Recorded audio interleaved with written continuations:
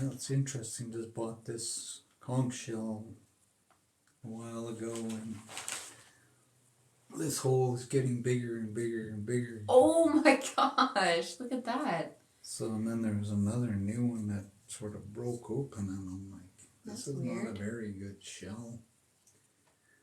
So, I don't know, I was thinking of maybe seeing if I can get some kind of cement and just sort of cement it in there. And there's that bag down in the garage, and I thought maybe I'll poke a little hole, take enough out, and then just put some cement on this and just seal it. Try to make the bowl last a little longer. It's really interesting because sometimes you buy these and they'll last and last and last, and then other times you buy them and they don't, like the high heat and everything else, they just go brittle so easily. And it's I had one conch shell and it lasted, I don't know, quite a few years, and I was really surprised. I know.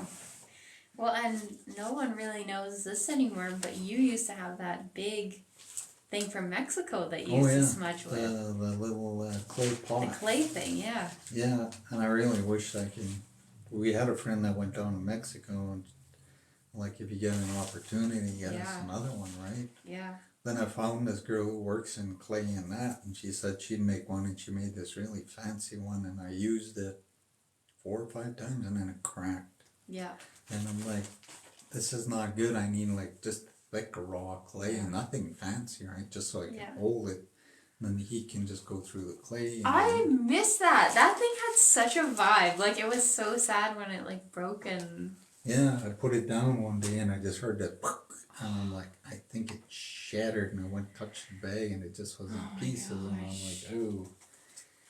But yeah, it really, really helped me with so many clearings. Yeah. And we brought it back from Mexico. It was very cool. So. Okay, we're back. We're back. There's like, how many people are in here? 112 people. Oh, wow. Hi, everybody. Sorry we're a few minutes late. We're trying to dial everything in. We're just sort of talking here. I'm trying to get the smudge bowl loaded up. Joe was trying to download my brain in between with way too much information. Yeah. Well, we're having a little lunch, and then she brought out some tarot cards, and I started telling her a lot of stuff, and we were looking at them, and I was like, yeah, there's lots. There's like stories in these cards. There's lots of symbols and lots of other kinds of things. So yeah, it's like even the Ankh. It's like a lot of people see it, but they don't understand. Like there's so much things that we see, and we don't fully understand the deepest meanings to them. And I'm still trying to fully understand the Ankh and so many other things, and really, really makes things interesting when you discover and find all these answers and knowledge to it all. It seems to open doors to the universe, and you see it all over the place, and you start understanding. It's just like the Star of David. Star of David is, half of it represents man, the other half of it represents woman, but when you slide the two triangles down into one another, that makes the whole human being. Because half of us is female, half of us male.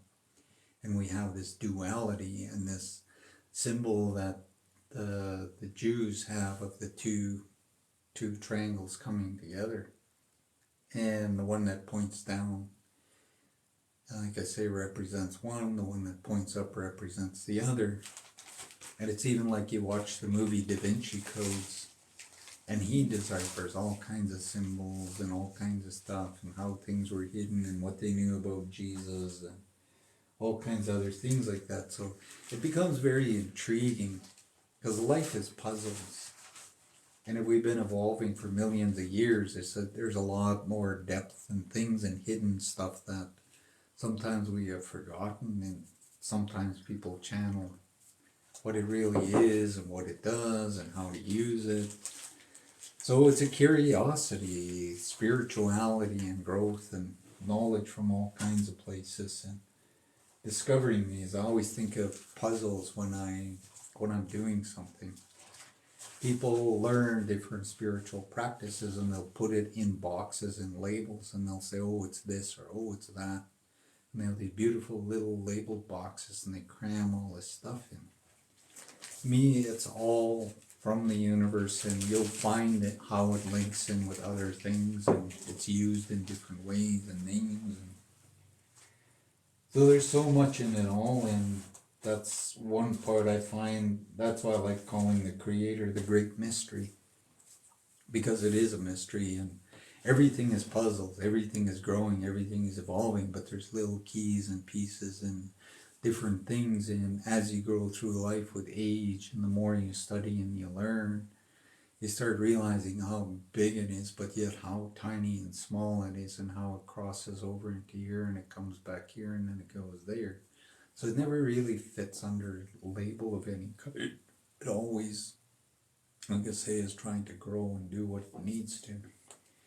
But people, they're taught that in school, and that you have to fit everything under labels, under boxes, and it all has to be structured a certain way. And the universe never works like that. It's like a chef. You give a chef flour, it's just flour. But then you tell him to go into a pantry and find all kinds of ingredients. So he goes in there and he finds a little bit of yeast, a little bit of this and that. Before you know it, he mixes the dough and everything, puts in the oven. Now you got bread, you got buns, you got different things. Then he goes into the pantry and comes back out, and he brings out a whole bunch of stuff. Next thing you got a pie, next thing you got a cake. So you see how flour goes into all kinds of things. It's not just flour, it's many, many things.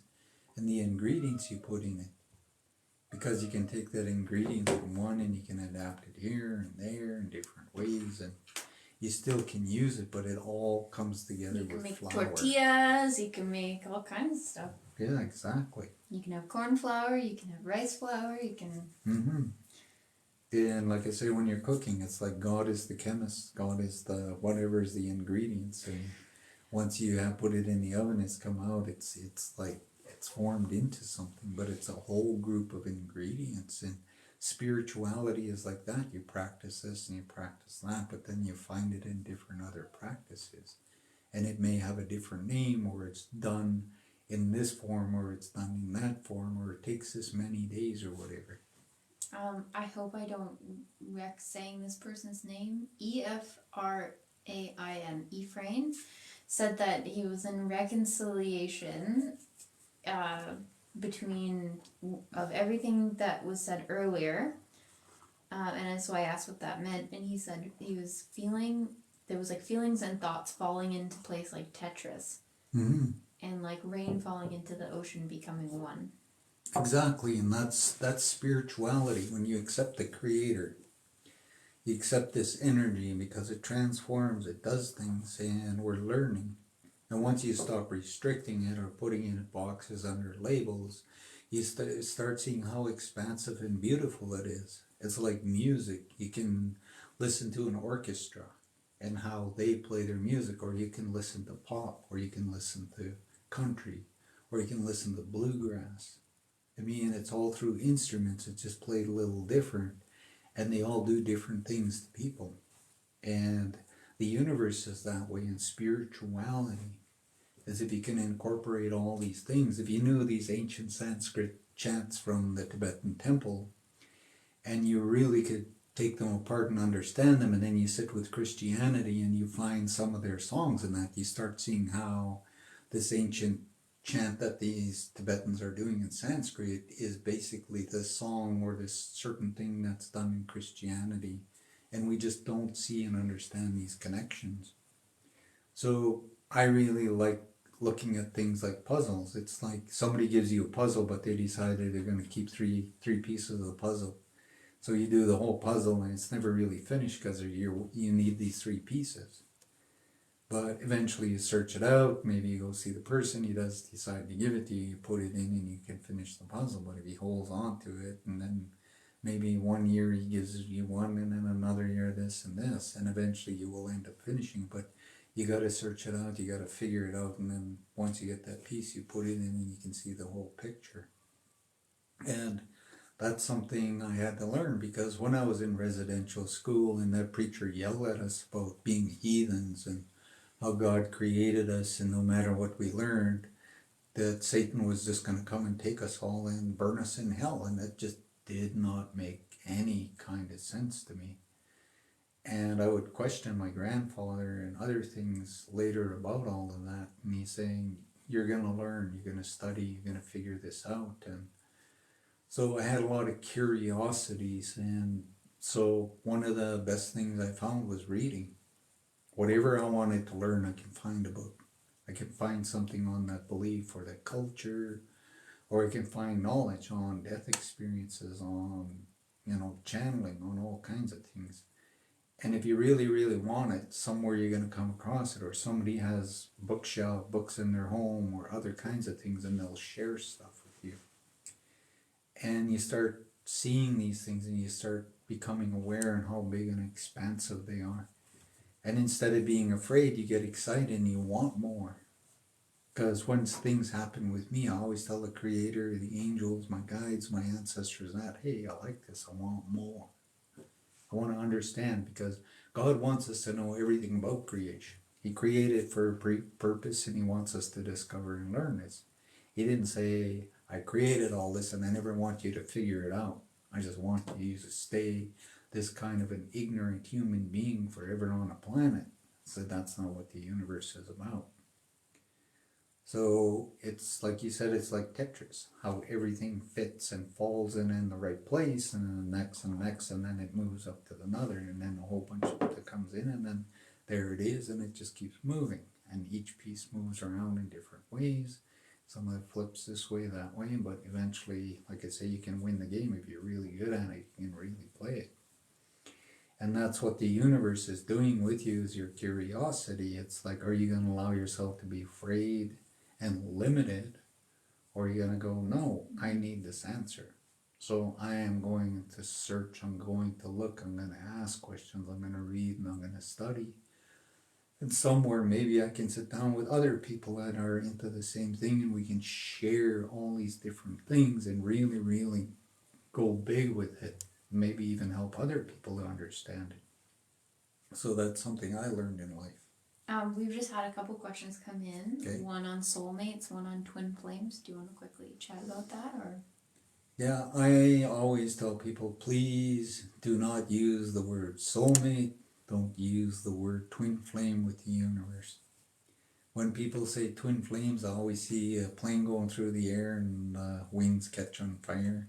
And there's two little happy people in it, and they're flying along, just having fun, not realizing the wings are burning. And you get in a relationship with your twin flame, and about a year later, you start realizing these wings are on fire, and you're trying to get down and land. And you're starting to really not enjoy the experience with this twin flame.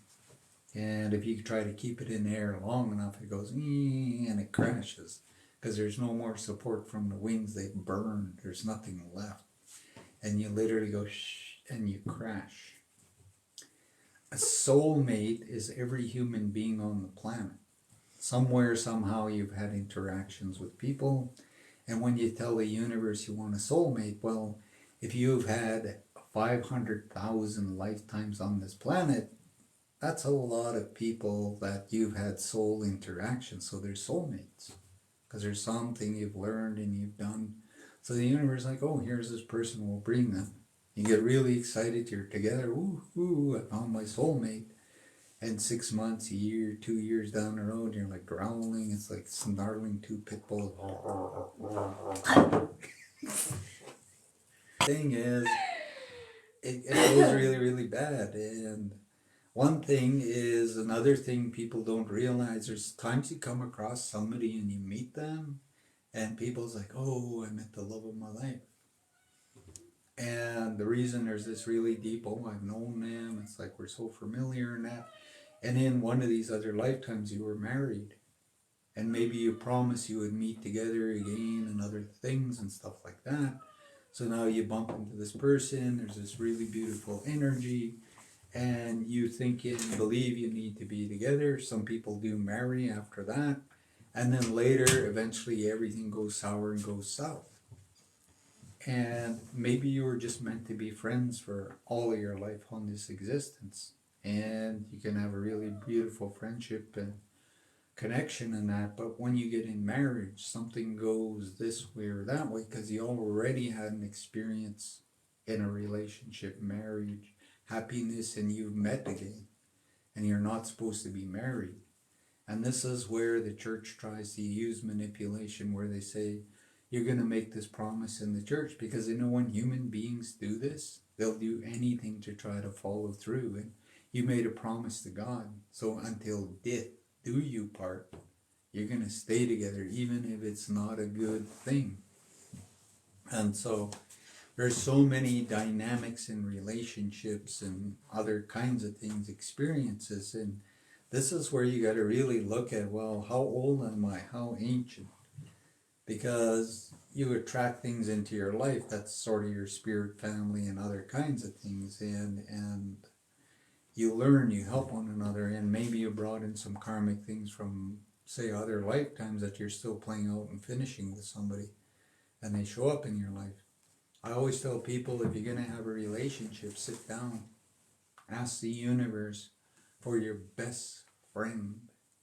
Somebody, it's like you were in kindergarten, you had a best friend, and now you're 40 years old and you're still great friends and you're still growing, learning, doing all kinds of stuff. And you want somebody like that. Because if you're going to marry somebody and live with them for 100 years or however long it is, you want somebody that's going to grow with you, that's going to support you, that's going to love you, that's going to put all the energy and everything into the relationship. And you have to sit down and think about this. You can't just look at a guy with a headband and go, woohoo, he's got a headband. Or a guy wearing mala, oh, he's got a mala, ooh, he's special. What about diaper pants? And diaper pants and all this. Maybe they wear diaper pants, mala, and wear a headband. It's like, hold them. You know? And a cross. Yeah. So doesn't mean he's spiritual or evolved. He's just into a fashion because everybody's doing it. Like, oh, one person or actor did this headband thing. Headband. Now everywhere you go, people's got a headband. It's a man bun. Yeah. That's what it's called. So, when I had long hair, I never ever put my hair up like that. The trifecta, someone said. Totally. And it's fashion. Like, a lot of people buy malas and they like wearing them, and they think, well, this is really cool. Oh, it's made of amethyst, so it's very protective. But malas are praying beads.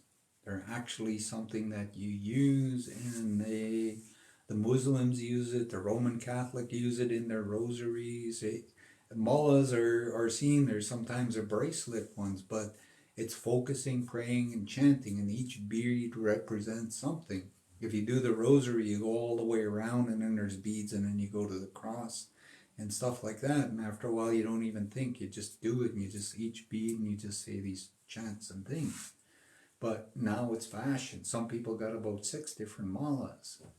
Oh, I'm going to the bar tonight, so I gotta put on my special mala, because when I go in there, man, it's rose quartz. Yeah. All the girls are like, ooh, he's got on his rose quartz mala. It's, it's attractive. It's fashion. It's not spiritual. And people get into all of this, and the world, the new age, and that are taking ancient spiritual things and they're turning it into fashion, and everybody's just buying it and running it around and doing these things. And I'm like, but what is the deep spiritual truth behind it all? Like, what are they trying to show the world? It's like, I'm going to go to yoga. While I'm in there, I'm going to wear the yoga clothes and everything. And I'm going to learn, I'm going to do namaste and all of this. But what is it I'm really doing? Why am I doing it all? Like, people that practice yoga and all the poses and that, and they get to a certain point, but they never get past it. They never go higher. But in relationships towards soul partner and twin flame, it's like you want to be with your best friend, because your best friend is going to support you. In your toughest, hardest days, you can be most sick. You can be sick for a year, and your best friend is going to shop, cook, clean, do the laundry, do everything, take care of you, be there. If you need help to, have your bath run or anything, that partner that you're going to spend 100 years, not going to grumble and complain. It's going to say, do you need me to do this? And he's going to do it for you. because it wants the betterment and the good. And when that person is sick, you're going to reciprocate, and you're going to do all these things with love and care and nurturing and everything else. So this has to be something. I always say, first thing when you write the letter to the universe, put no drugs, no booze. You don't want to babysit a grown man or a grown woman. If they're still drinking and they're still going to the bars and they're still partying and doing drugs, then do they really want a relationship? Because when they're drunk and they're stoned and they're in these environments, are they really committed to whatever this is? So you don't want to babysit anybody. And if they're addicted and they got these problems, do you want to spend 10 years trying to fix and help them to come out of this? Maybe once they're sober, they're going to go, oh, I don't want to be in your life, and just leave you. So first thing, no booze, no drugs. They're already on a spiritual path. They already are reading. They already got books. They already got knowledge. And they're already matching your energy. They're already looking at the future. If they're going to marry you and they want children, they're ready to sit down and say, well, how many children if we get married? Like what kind of home we're going to have? How we're going to support one another? This is what I'm going to put in the relationship. If you get sick, I'll take care of the kids. I'll change your diapers. I'll do this. I'll do that. If they need a bottle, I'll wake up in the night and I'll feed them and I'll take care of them. So they'll be responsible. They're not like, oh, it's a woman's job.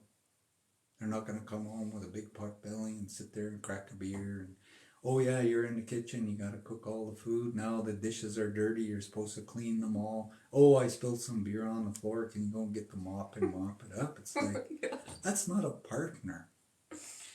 That's somebody that needs to wake up and change his diaper and go, oh, look, I'm in something. I'm responsible. So what part of this responsibility I'm willing to commit to? So take the time to write the letter to the universe. I always tell, like, these old women, they come to me, and I'm doing clearings and that, and they're like, oh, I want a partner and that. I'm tired of being alone. And I say, well, write a letter to the universe. And if a guy with a really lazy eye is what turns you on, tell the universe you want a guy with the biggest eyeball and it's lazy. Every time it flicks, you just go, oh, just makes you crazy. You just can't get enough of that big lazy eye. That is the laziest I've ever seen. And you're just so in love with him, and it just, no matter what, and be honest about that. It's like, this is what I really want in a partner. You like being outdoors, you like paddling, you want your partner to take your kids out in the bush and camp and that. Well, ask the universe for it. You don't want some guy that wants to sit in the high-rise in a sterile world and never ever want to be a part of your life. If you love camping, you need a partner that does the same thing. You want to build a business, you're working on spirituality, you practice things, you go to ceremonies, he wants to support you. So you want to think about all of that. If a guy, there's certain color eyes, or certain color hair, or certain kind of build, and like I say, everybody, and it's like, really sit inside and be honest. And think about it. When you were a child, you watched fairy tales, you watched things that might have distorted your belief. Mm-hmm. Like I always tell people, like I had one friend, and she's like, I can't find a partner. It's like, no matter what I do, I just can't seem to find a partner. And I'm looking at her, and I'm looking at her, and her hair is dyed red, and I'm looking, and I'm like, is that really your hair color, or is it something else? And she's like, why? And I says, well, whoever the person you agreed in the universe before you were born is looking for a certain person. So if you got brown hair and you were born that way, he's searching for a brown-haired woman. He's not, oh, she disguised it and is red. Maybe he hates red-headed woman and you're wearing red hair and he wants this beautiful brown-haired girl, but you got your hair dyed red. And she says, oh, I've never thought of that. Because it changes your vibration, it changes your personality, it does all kinds of things. And the man that maybe is your knight in shining armor, or Sir Lancelot, or whatever you believe he is looking for a specific thing. He can't find you because, whoop, boo, you got this flaming red hair. And he's like, oh my God, and you're showing up and you're sitting there, and he's like, why the hell is this person always showing up here? And he's like, can't connect with you because of your hair color. So maybe you need to go back to your original hair color. I was laughing when you were explaining to our one friend about how the knight in shining armors show up and you start polishing their armor and you start, WD-40, make sure their arm can move properly, and then finally you open up the mask and you're like, oh, shoot, you're a rat from the sewer system. Yeah. And you really, really think this is, oh my God, I'm going to be happy for the rest of your life. And he takes off his helmet and you look at his face and you're like, Oh, oh no. My God. You have a big long tail.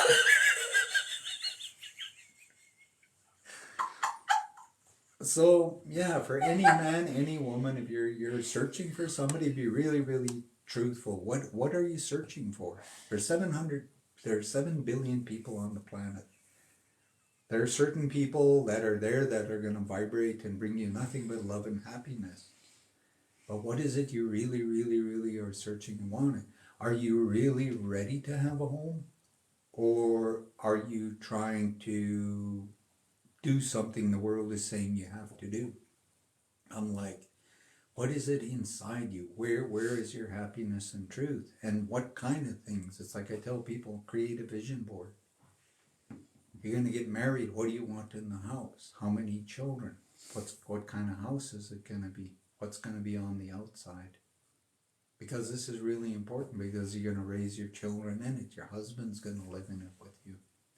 If you want a beautiful garden outside and you're going to teach your children about the garden, your husband's going to help you. Well, there's a garden outside. You want a tree with a swing on it? Well, you want a tree with a swing so your children can swing on the tree swing. So think about these things, because this is really, really serious. You want to get married to somebody and you're going to spend 50 years or longer. You want somebody to love and enjoy life with. You don't want to sit there with a big club and go, hey, Brute, Bert, come on, Bert. Hit him over the head every now and then. Or come on, Jane. I got this big club. Like, let's go and do something. You can't coerce. And like I say, it becomes an energy that's not loving and caring. It takes away all the beauty and stuff. And you want to raise your children in that environment where both parents are doing everything to give that kid every advantage and joy and happiness. And I always say it's like me when I grew up, and I grew up on the streets and other things, and it's like I knew I wouldn't be a responsible father because I drank and I smoked, and I knew I would leave home and I'd go off somewhere else, and there was a lot of young girls that wanted to have children with me, and I'm like, no, because I'm not going to be there to raise that child. I'm not going to be irresponsible. When I was born, my dad ran away and he left. He wasn't there to protect me. He didn't provide. He lied to my mother. My mother got pregnant and he spent a little time with her, and then one day he just up and left. And my mother had to take care of me. She thought he was going to stay there and be a part of it and be, whatever he's going to support and, do whatever as a male figure and being responsible for me, but he wasn't. And my mother took on a very, very hard life, and people were not very, very nice. And I'm like, I don't want to do that. I don't want to just go and have a child and bring it into the world and then have some other person come in and raise that child, because lots of young girls, they end up with a child and then somebody else marries, and that child never really, really gets that love it should have got from its father or its mother or whatever, and abandonment issues and other kinds of things. So really think deeply about this and really, really be honest and write out a letter to the universe. Even if you got to write it 4 or 5 times, write it out. Like I tell people, put bullet points. Think of all the relationships you had. What was beautiful in that person? What really attracted you into their life? Why did you spend time with them? What was it? Is there certain things that you feel that's really beautiful and you want to write down on a list?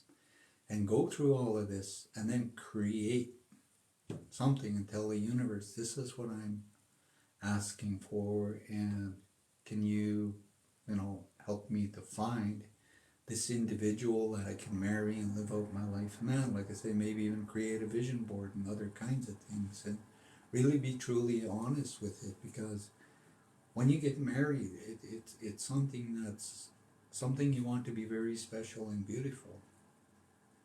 And you're going to create a lot of memories, and you bring children into the world. You and your partner are going to look at those children as the most beautiful treasure. And when they grow up, you're going to be very happy and thankful for everything you've done. And when you see your grandchildren, so it's a very, very, very big thing, and we don't think that deep. We don't take that time, and sometimes the world and other things influence and do all kinds of things around us, and we believe we got to do this, or we got to show this, or we got to do that. And like I say, be responsible about it, and take that time, because when it does come to you, you're going to be very thankful. And like I say, you can create a lot of joyful memories. And like I say, a lot of people see these old couples who have been married 60, 70 years, and they want something like that. And you see these old people going to the park or walking down the street holding hands. And this is something that you really, really think deeply on. So I hope that helps with the understanding, soul partner, twin flame, stuff like that. And fashion and other kinds of things. Man buns. Yeah, man buns. People who want to be 5 cents or sniff dog and stuff like that, you know. They wear the chains and they do the gangster stuff. If they're playing the gangster stuff, then they're children. They're not going to be, responsible men or women towards the children and the life and that, because they want this bad attitude. They want to be these gangsters and all this other stuff. And I'm like, doesn't really work. And this is where you want the right thing in your life, so you can be truly happy.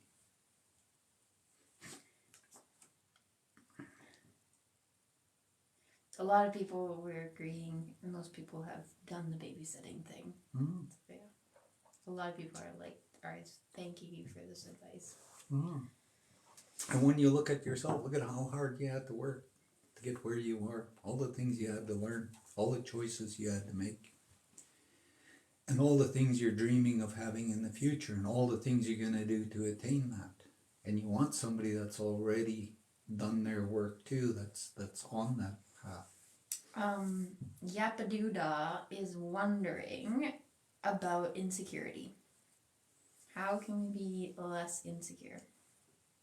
Being insecure is basically you need to learn to trust yourself. You can't rely on other people and other things because, like I say, it's their whatever outlook or the way they see things and that, and it may not vibrate with you. But if you follow it and it doesn't work, then it just creates more of that insecurity. It's like, can I really trust people or can't trust people?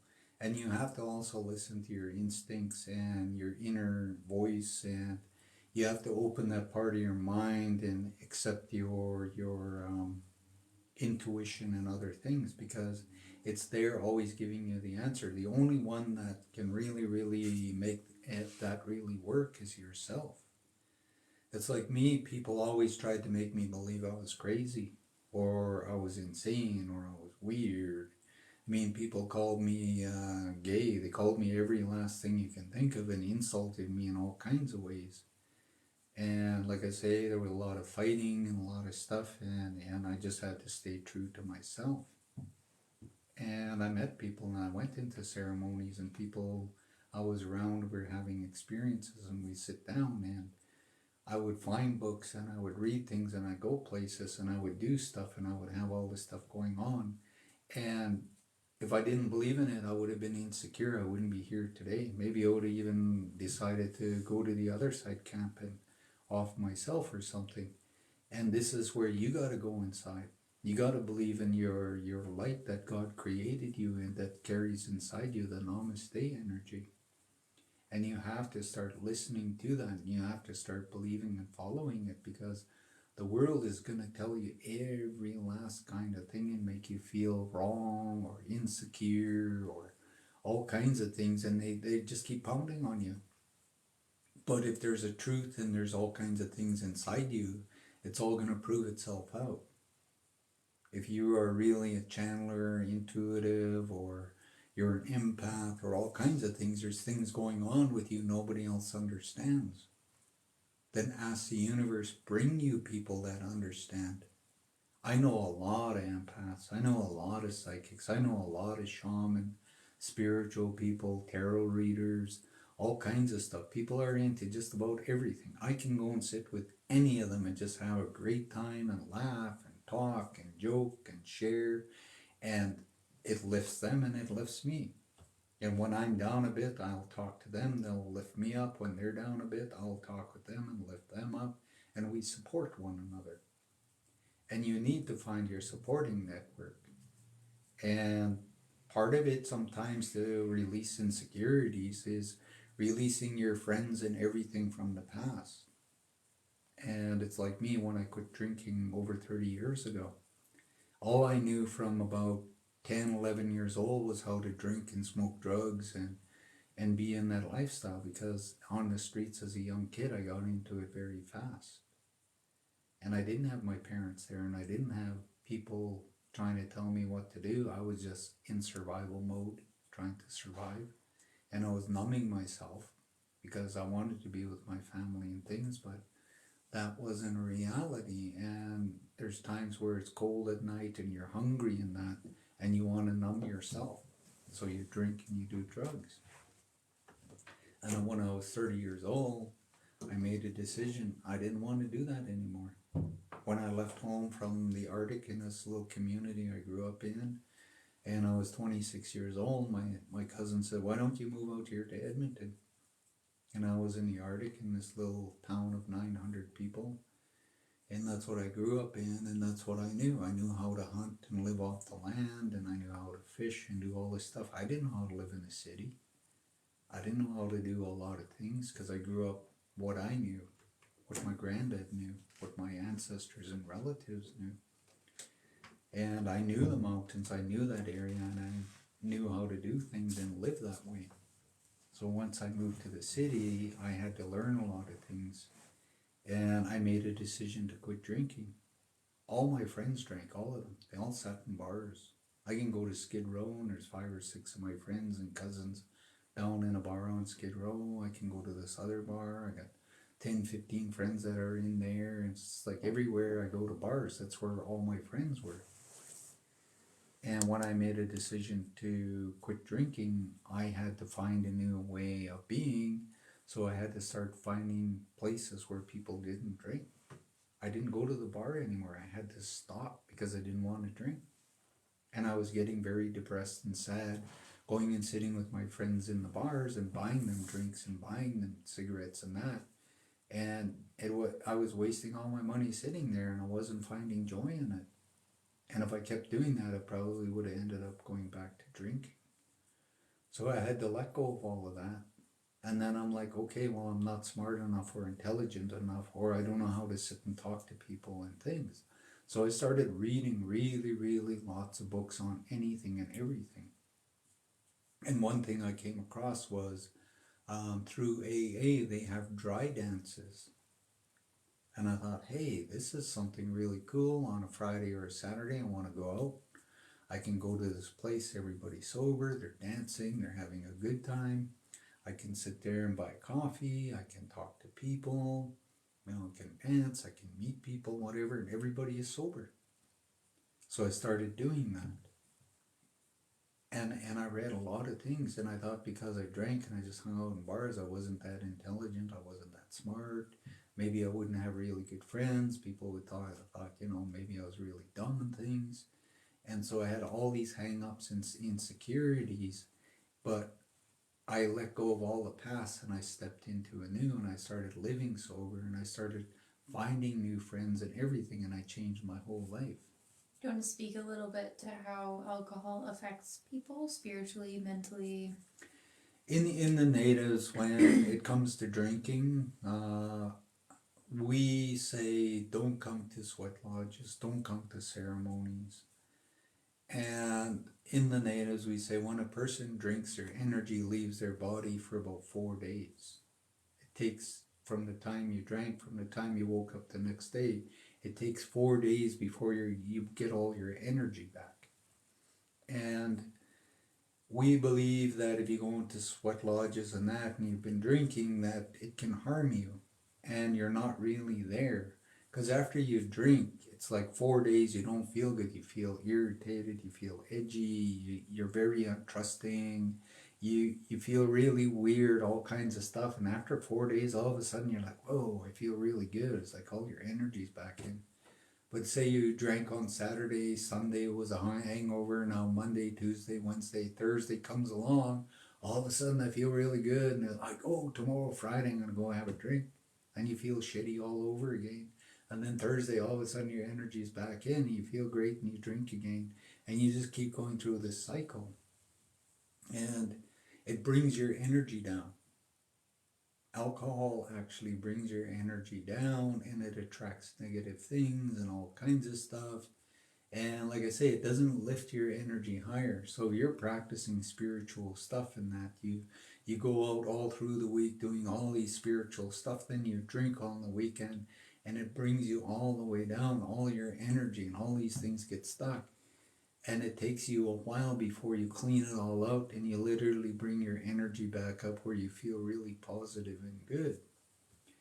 Alcohol, the word alcohol, is an ancient Muslim word which means soul eater.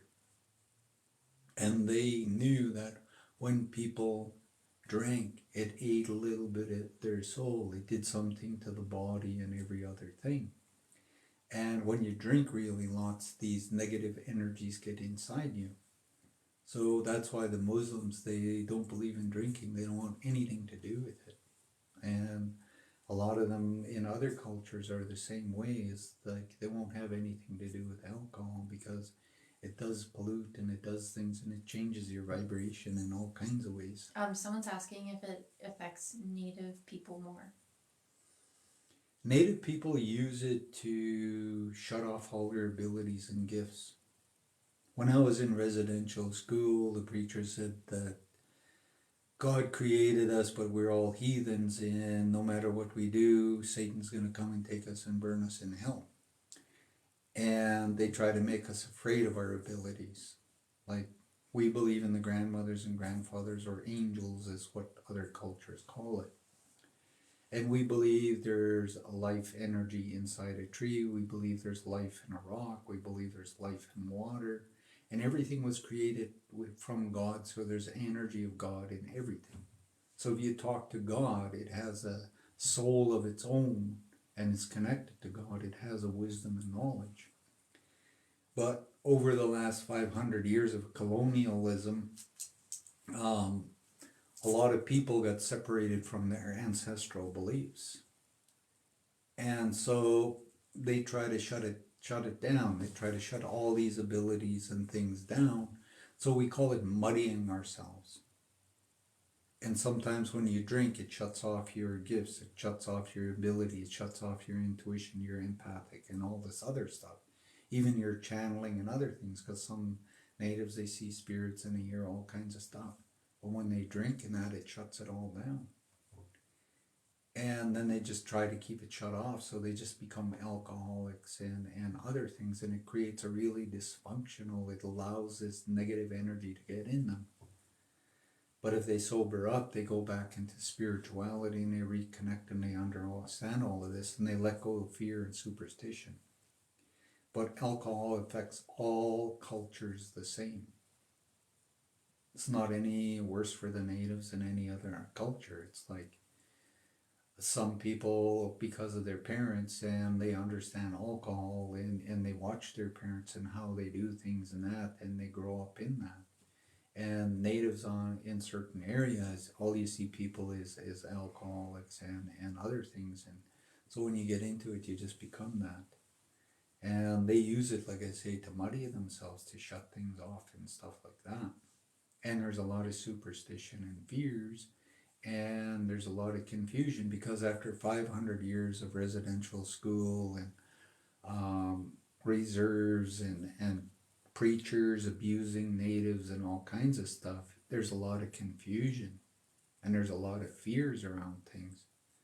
So when a native really finds out and really connects back to the spiritual and the ceremonies and all these things and allows and gets rid of all the drugs and that, he comes in and he's very strong in his spiritual beliefs and that, but there's a lot of distortions he's got to figure out and learn.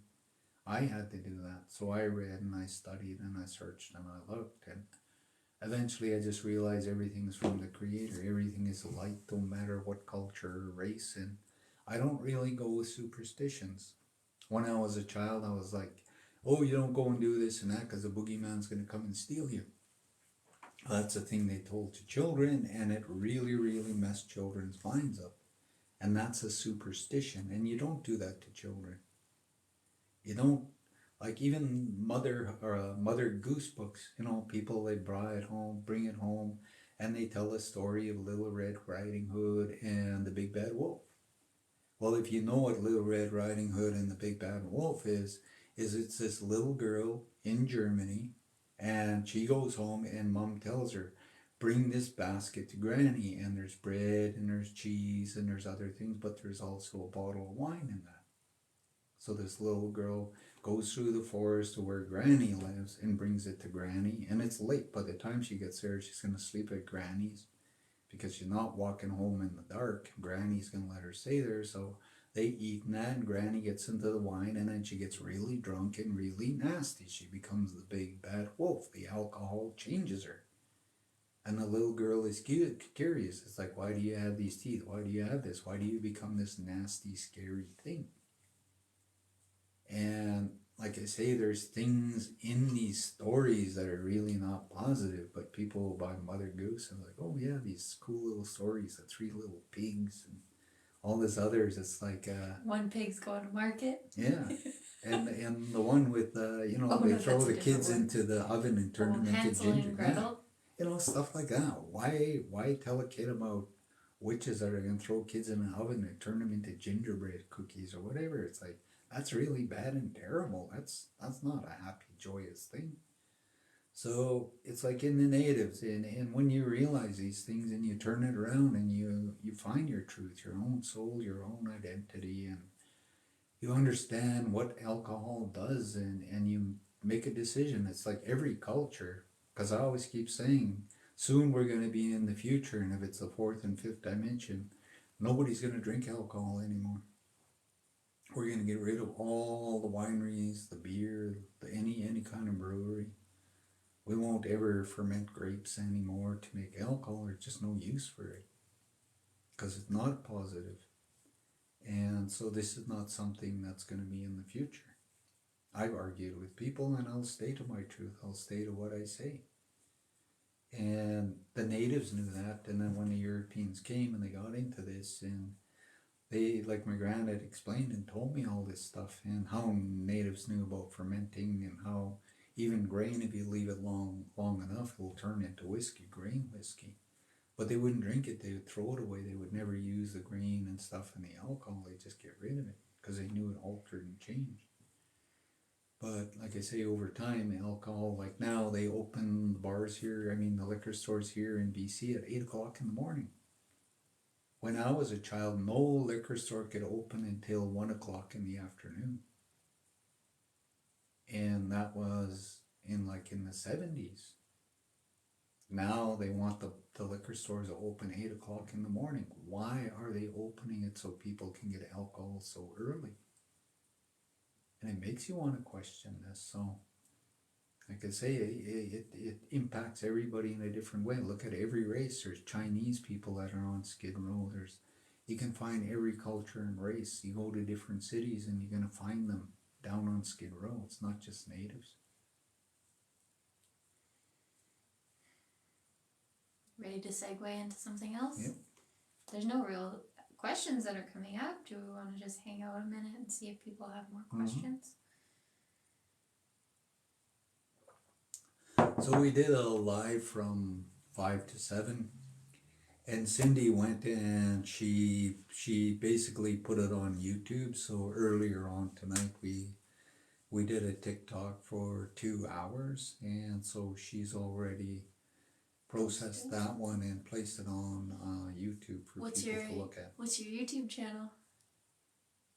Joe Fox Dreamer. Yeah. I think everything is Joe Fox Dreamer. I think Cindy changed everything to be Joe Fox Dreamer. So if you go on YouTube, type in Joe Fox Dreamer or Joe Greenland, you'll find everything Joe. Yeah.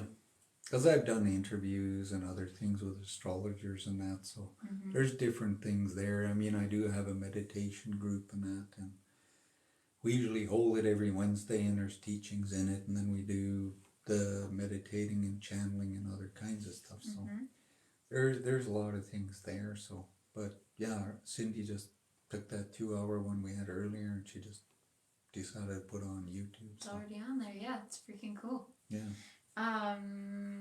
Okay, so 2 things came up. People are asking about your shell. Where did you get it? Okay, now lots of things are coming. We'll rapid fire it a bit. Your shell? So this is an abalone shell, and basically they harvest abalones because they eat them, and the shell is a byproduct. And so a lot of cultures and that, they use things in. Abalone shells are really nice to use as smudge bowls because you can put stuff in it, it stays in the bowl. They're usually really, really thick, so they can really handle a lot of heat and stuff. But I use mine in clearings and that, and I'll light smudge in it. It'll burn for over an hour. I have another one there. Yeah, so she's got another little abalone shell here, you can see. And this one is cleaned out, so you can see how they really cleaned it. It's got really beautiful colors. And like I say, they take the urchin or whatever, the mussel or that in it, and then they, like I say, they sell it and eat it.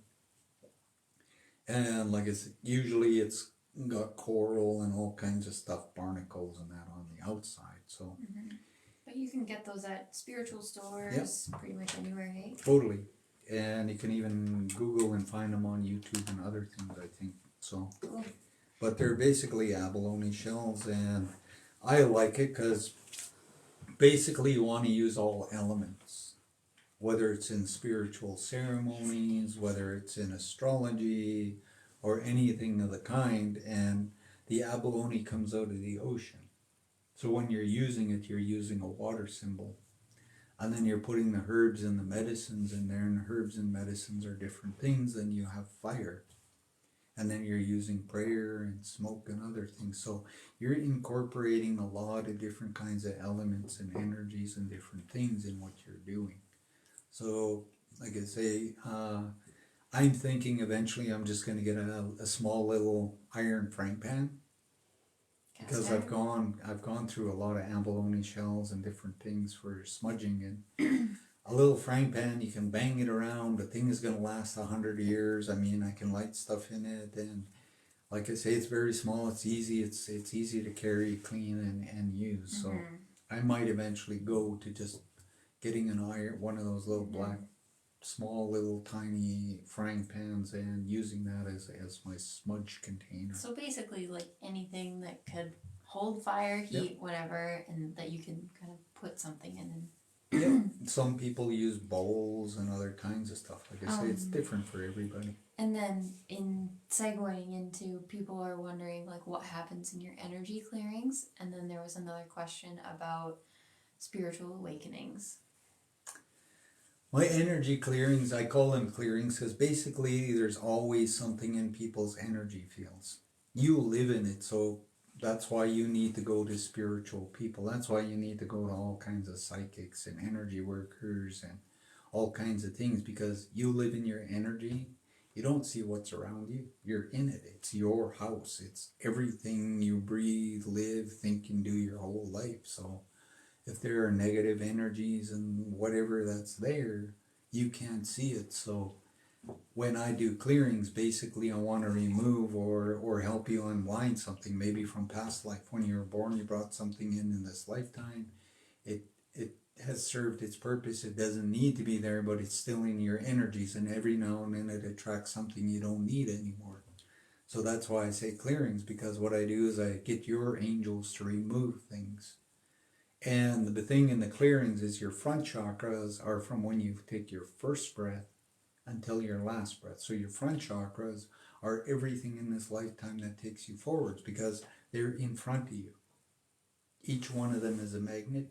Each one of them attracts lessons, learnings, blessings, spiritual knowledge, evolution, whatever it is you're going to do in this lifetime. It's already here. You programmed it in before you were even born. It's all placed in these, and they're like recorders, and they activate each day. Every day you get to choose from your chakras what you're going to bring in, what you're going to manifest, what you're going to learn, what you're going to do. And sometimes there's something waiting, and then all of a sudden something really big will happen, and all of a sudden some blessing or something will come in. Well, it's all in your front chakras. The problem is your back chakras. That's your past. That's all your life before this. And it's everything from this very moment to when you were inside your mom's body and the sperm and the egg came together, the conception. So everything from that point up to now in life is in your back chakras. So when I clear, I get your angels, your guides, your ancestors, creator, whatever is around you that loves you, to clean up all these things, because the more they clean up all this stuff, the more your chakras open up to attract all these blessings and good things that are yours. And that's what you want, is you want your front chakras open. If you learned Reiki, stop Reikiing your chakras. Stop it. Oh, that was new. I got shocked. There's so many people that I know that learned Reiki. I had this one old lady. She was a really, really amazing friend. She was very, very gifted. She ran a little bookstore with a restaurant in it. And she bought books on all spiritual things. She had pendulums, she had everything. But she learned Reiki, and she would focus only on her third eye. She would Reiki her third eye in the morning, in the afternoon, and at night. And she would constantly Reiki, Reiki, Reiki, because she wanted to open up her third eye like a really, really big giant eye. And so all the time, every chance she had, she would Reiki it and try to just blow it wide open. And one day she wanted me to do stuff, and I tuned into her, and I didn't know at the time she Reiki'd her third eye. And I'm sitting there, and I said, this is really weird. And she says, what? And I says, your third eye is spinning over here. It's like spinning. The energy is like, instead of sitting here in the center, somehow it got distorted, and it's spinning really fast over here. I says, is it okay if I get your guides and whatever to get it placed back where it belongs? She said, sure. So all of a sudden the energy, the Reiki, the chakras slowed down, and it got it back in. And she says, oh, that's really weird, because I felt that. And I'm like, why was it over here? Like, are you doing something to yourself or something? And she's like, oh yeah, I Reiki my third eye all the time, because I wanted to, by Reiki, make it open up really big. And I'm like, you're spinning it, you're throwing it out of whack, and it somehow pull itself way over here. And so a couple of weeks go by, I'm busy, and one day she tells me to come over. So I go over to the restaurant. It's on a Saturday, and I get a bowl of soup and some crackers, and I'm sitting there, and she introduces me to a friend, and she sits across me, and all of a sudden I look, and I'm like, her freaking third eye is spinning over here again. And I'm like, are you Reikiing your third eye again? She's like, yeah, I'm trying to make it open really big. And I says, can we get the universe to show you your third eye? And she says, yeah, I guess so. So she was sitting there, and I said, just close your eyes and sit for a while. She says, why is it spinning way over here? I says, because you're Reikiing it. I could say you're spinning, you're pushing the energy, and it ends up over here. It's not opening it or anything. So when you understand the chakras, so the base chakra, it spins at a certain speed, and it goes this way. The sacral above it, it spins the same speed at the opposite way above it. And then the solar plex will go the opposite, but it's all, every chakra has the spin at the same speed. When people are Reikiing, oh, my solar plex, I just Reiki it all the time. Or you're spinning it and you're throwing it out of whack. So when the energy starts from the base chakra, it goes around this one, it goes around that one, it gets to the solar plex, it spins around and it shoots back down. And then it tries to climb again, it goes around, gets to this solar plex, and then it shoots back down. So when people are Reikiing themselves, which people do after they learn Reiki, they start spinning these energy wheels. These energy wheels have a speed that your body, and it was designed that way. And like I say, if they're spinning the right way, you will meditate, and you can, through yoga and through breathing, you can bring your energy right to your crown chakra and anchor it there. But you really want the energies to flow all the way up, all the way back down your spine, all the way up, because in the front your chakra is spinning this way in the heart chakra, so the front heart chakra is going this way, the back heart chakra is going, so they're going in different directions. This one is spinning this way, this one is spinning the other way. And they do this and they pull energy in, they're cones. So there's these cones and they're pulling energy in, it comes into your spine. And like I say, each one has that. And if everything's in right alignment, the energy moves all the way to your crown, to the base chakra, back up. And it lifts you and it opens you up really big. Someone's connecting that with the energy of snakes, is that? Yes. And this is where they say waking the sleeping dragon. You hear really lots. They say the dragon is asleep at the bottom of the spine. When you wake it up, you excite it, the chakra grabs the energy and pulls it. It comes up over the top, the next one pulls it, then the next one. And if your chakras are all in alignment, it literally goes to your crown. It opens up and it gives you these experiences. So that is with Reiki, energy, and chakras, and knowing your front chakras are your future. Everything that you're going to wake up tomorrow or the day after, it's all in your chakras. And you can take Joe Dispenza, you can go on YouTube, you can look up Joe Dispenza. He has a meditation thing. So you start in the base chakra, and he has you sitting there until you see what's in the very first chakra at the base of the spine, what is in there that needs to heal and release. Once you sit there and you release it, you go into the next chakra and you go up through your chakras, and he teaches you how to heal and clear that through meditation. But like I say, the problem ones in the clearing is the back chakras, and those are the ones from past lives and all kinds of things and karma and other stuff that you want to get all balanced and correct, because if they're wide open, they're not allowing your front ones to really bring and manifest what you want. And you keep repeating these bad patterns. You keep getting stuck and attracting shit you don't want. And that's what all healers should be working on, is people's back chakras. To end that pattern of keep attracting things that are not positive. And then when you heal it, you change it, then you open up the front, you bring in the blessings. But you also release the past. You don't go and sit back in the bar. You don't go back to Skid Row and hang around there. You change things. Everything changes and alters. So that's what I do in the clearings, and I get your angels to do all the work. They show me where it is. I focus on it. You give permission and other things. They clean it up and take it away. They won't take anything from you you don't want to let go of. So if you go to a Reiki master or a healer or medicine man or anything, and he does all this energy work on you, and you're like, oh good man, I feel really good and this and that, and you go home and a week later you bring back that memory, and you get angry at that memory and you start repeating this thing and you go back into that. You didn't let it go, so the universe didn't release it. For a while you felt very good, but now you start attracting all that same things, and you're like, but this guy said I'm healed. That Reiki master told me I healed that. Oh, this person over here, energy worker, told me I healed that.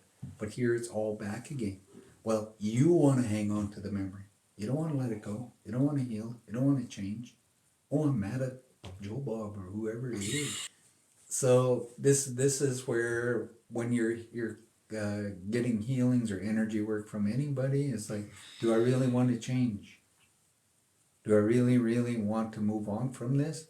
Or do I want to keep on doing this because it gives me reasons to go to healers, it gives me reasons to do this and that? Then I'm just going to go back to the memory and I'm going to re-attract it all over. Or am I really, really finished and done and I want it finished, so I'm going to give the universe permission to take it and get rid of it. And then they clean it all up, and it might take a little while, but you'll find everything change. And you want them to replace everything with brand new energy, light, positive, so you can manifest and have even more beautiful, happy things that replace the negative with more positive, good.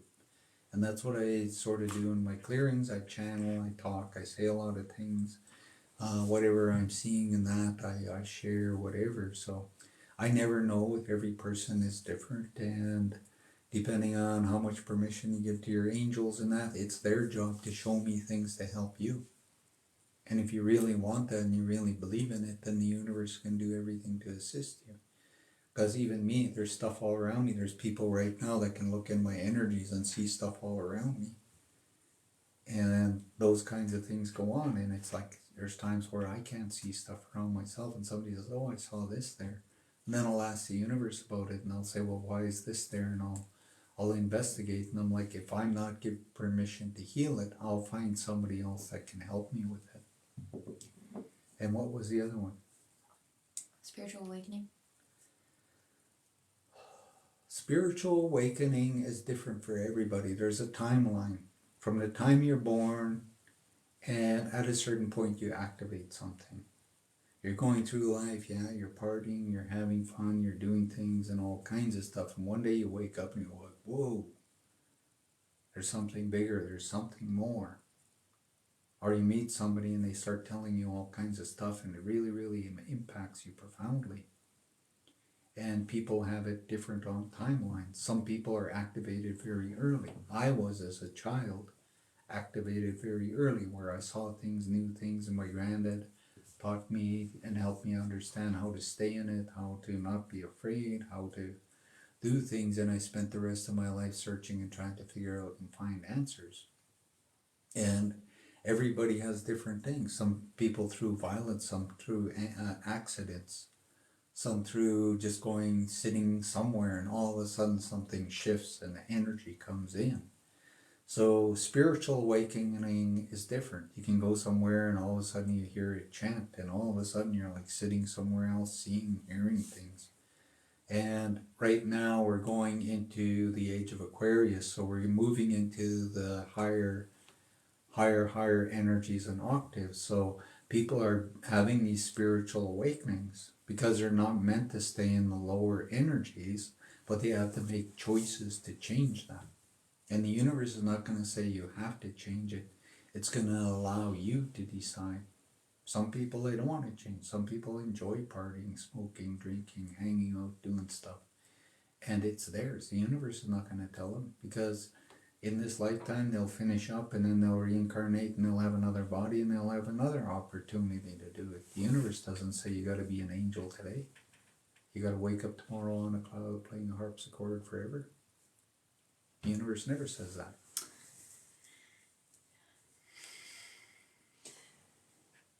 Joe, do you have a favorite book of your own that you've read and learned something from that you I want to guess. could refer or recommend to people? But Mercedes wants I want to guess. guess. I want to guess that you would say Keys of Enoch. No, it's one of them that went through my head. Yes. Keys of Enoch, I feel, it talks about the light and the dark. It talks about where we are. And it explains a lot of different things from many cultures. It explains what's going on with the energies and other kinds of stuff, and what we're learning, what we're growing, where we're going, and all kinds. And it gives many, many kinds of answers. And it has references to things, and it uses Jewish symbols. They call them fire symbols, because when you understand them, if you know how to sing and chant and tone, you can manifest and create things.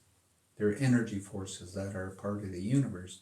And if you're really meant to, they can do all kinds of things. In the Keys of Enoch, they talk about 5 ancient languages, but I think there's more. There's only 5 that they say in there. And if you understand these and the fire symbols that are attached to them, there's things that you can do that's very, very amazing through the universe. But it's having the knowledge and using it in the right way. Because you can't activate a fire symbol and a universal power if your whole intention is destructive or the vibration is not right. It won't work for you. Because this energy and knowledge, it is intelligent, and it's not going to want to help you to do harmful things.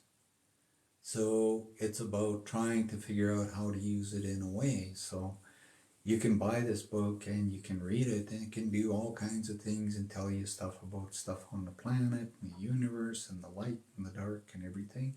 There's another book that I really, really liked and that really helped me along my path, and that was Chokecherry Golly Eagle's The Lodge of the Sun. Beyond. In the past, I was going through really, really lots of stuff, and I was asking the universe, it's like, I need a book, I need an answer, I need something. And I'm like, I need to find a way to get these answers. And I went into a bookstore and I was drawn to this one area, and here's this book by Chokecherry Golly Eagle. And I'm like, no, I don't want this. I'm trying to find something else. And the universe would draw me to this place. And I'd stand there and look at this book. And I'm like, well, whatever. Might as well buy it, take it home and read it. And I like his first writings. He changed it later, but he had a prayer in there. And he had a prayer in this book. And I would do the prayer all the time. Everyone, take a screenshot. Hang on. No, it's just because the light is like there. Take a screenshot so you have it. There you go.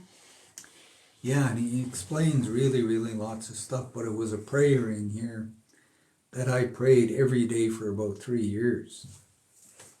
And it was very, very powerful, because in the prayer he thanked the negative people. And we all have negative people in our lives, and through whatever, it teaches and helps us learn. And the prayer was very, very powerful for me.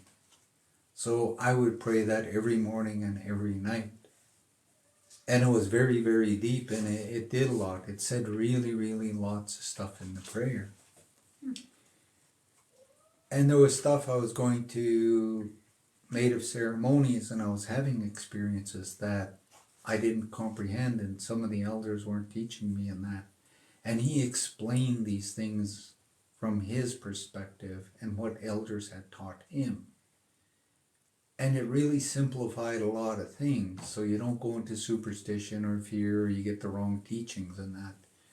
And he talked in a really, really simple, straightforward, truthful thing, without superstition, without manipulation or trying to control you or create fears. He just told it the way he needed to. And he had some really amazing teachers in his life that, you know, through their teachings and that, he learned all these things, and he wrote this book.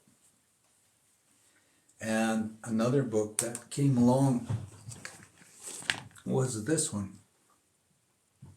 Hold up a little higher. Higher. Right there. Okay, screenshot. Do. Okay. So there's that book. It's called The Eagle and the Rose, written by Rosemary Alty. And the second part of it is called Proud Spirit. And she was a woman in England, and she was married with kids, and, you know, she lived the married life. And one day she went down into the basement to do laundry, and all kinds of weird stuff started happening. And she got really scared. She thought she was crazy and stuff like that. But it was this spirit, and he came in, and that's why it's called the eagle, because he's the spirit, and he called her the rose.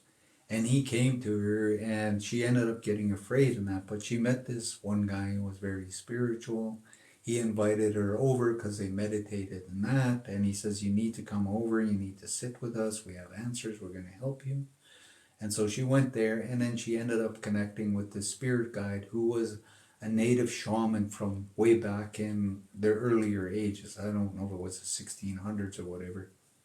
But he came to her, and he helped her to open up spiritually, She ended up teaching all kinds of stuff. She helped all kinds of people. She did a lot of amazing things, and he did a lot of stuff. This is where spirits come in. This is where sometimes we'll have a spiritual awakening. A spirit comes in, and all of a sudden we see and know all kinds of stuff. And it's through the spirit guides and teachers that are there that are meant to help you along your path. So that book was really neat to hear her story and understand the things. And I understood a lot. And I think when I was a child, I think Gray Eagle was one of my teachers. Because when I was a little boy, this native spiritual guy would come and he would show and teach me all kinds of stuff. Because when I connected with this book, it was very, very profound. Like I say, the second part is called Proud Spirit, and she finishes up her story up until about halfway of the book. Then Gray Eagle, he says, because people would write letters to her and ask her things that they wanted her to ask him so they can get answers about spirituality and how he saw the universe and what he understood. And so he said, get these people to write letters to you and pile them in piles. Whatever they're asking, put it in a pile. And he says the highest piles, ask me that question. So she took all these piles and the highest ones, she took these questions, she asked, and he answered from his understandings from the universe to reveal things. Okay. Do you look for meaning in your visions or just accept them and let them go? With my visions, when I get shown things with the future and that, I don't really question and I don't really worry about them. My guides always tell me one day I will see this, and throughout my life since I was a young boy, when I was shown things, they would always come true. So I learned to really, really trust in what I'm being shown, and I learned that the universe, the creator, God, whatever you believe, is never trying to mislead you, is never trying to lie to you, is never trying to deceive you. So when you connect with these really, really higher planes and these other things, and if you're part of the future and that, these things, like I say, if you get shown something, write it down. Don't stress about it. Don't worry about it. It's being shown to you for a reason. It's like when Nostradamus had all his visions and he wrote them in quatrains. He didn't fully understand them. He knew they were important and he knew he had to write it in a way that it would survive up until now. And people read that and they understand and they get a lot of knowledge and stuff from it. And so I always tell people, if you're having visions and that and you don't understand them, write them down somewhere and tell the universe, what does this mean? Because somehow it's going to find you the answer to what it's showing you. There's times where I get lots of visions and lots of stuff, and I'll tell the universe, well, if this is really coming from the universe and it's something to do with the future and that, then find a way to prove it to me.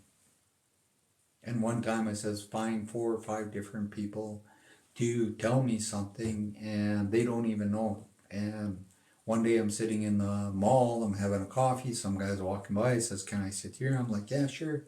It's not mine, go ahead and sit down. And he says, I have to tell you something. So he runs up, he gets a coffee, comes back, and he starts telling me about this vision, and it's something that I was shown. And he says, I don't know why, but I had to tell you. And he downed his coffee, got up and left. And I didn't tell him that I had the same kind of vision, but I wanted proof. And he was one that showed up and told me what he had seen. A couple things have come up while you've been talking. Doubt and portals, like spirit portals.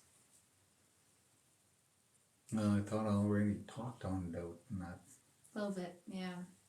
I think I already talked on it. She said quieting a skeptic mind.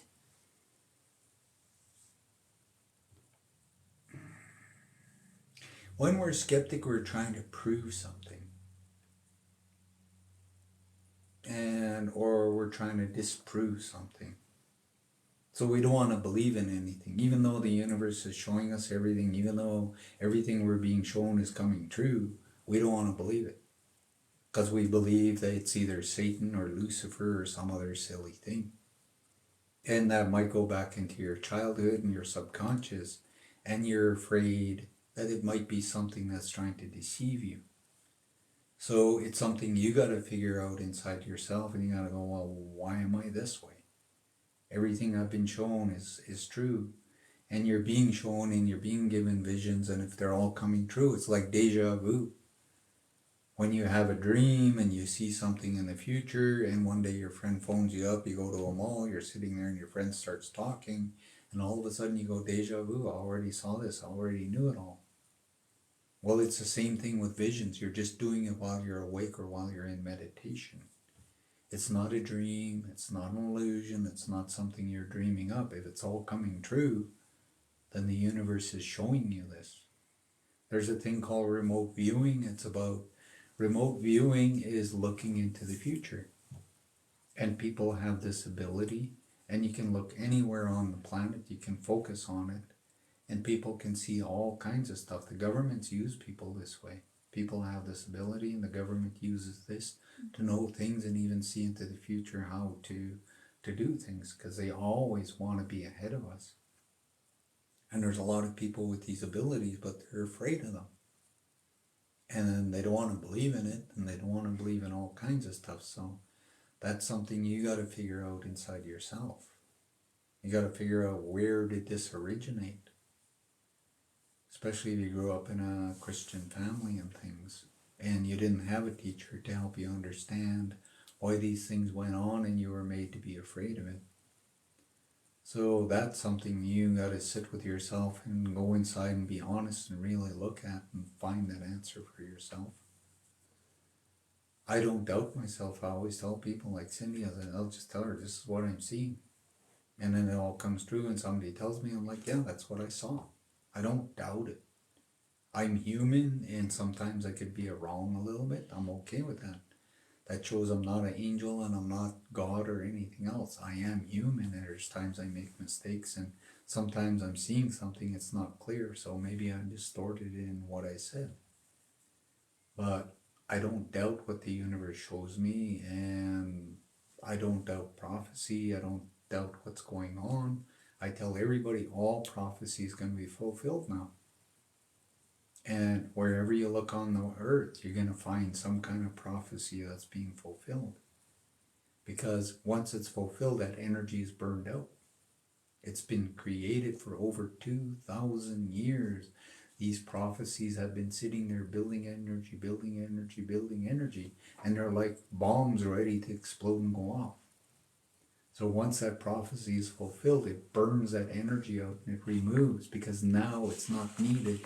It can be all removed and can be replaced with all kinds of new things.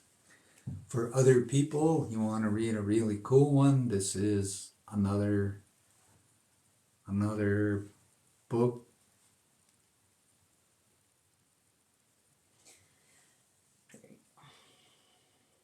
It has a lot of prophecies. If you read this, it's about England. And this woman way back 1600s saw all these things and wrote them down, and they're all going to start happening, and there's a lot of truth in it. Just about everything she saw, even her own death, everything she saw happened exactly the way she said it, and she just shared, because maybe you're a prophet, maybe all this stuff you're being shown you're afraid to say, because if it comes true, then people might attack you, or all kinds of things. People are scared you're going to get locked up in a loony bin, all kinds of stuff. But we're being shown things, and like I say, we're going to decide to share it or use it or help ourselves or help other people. And you have to believe in yourself.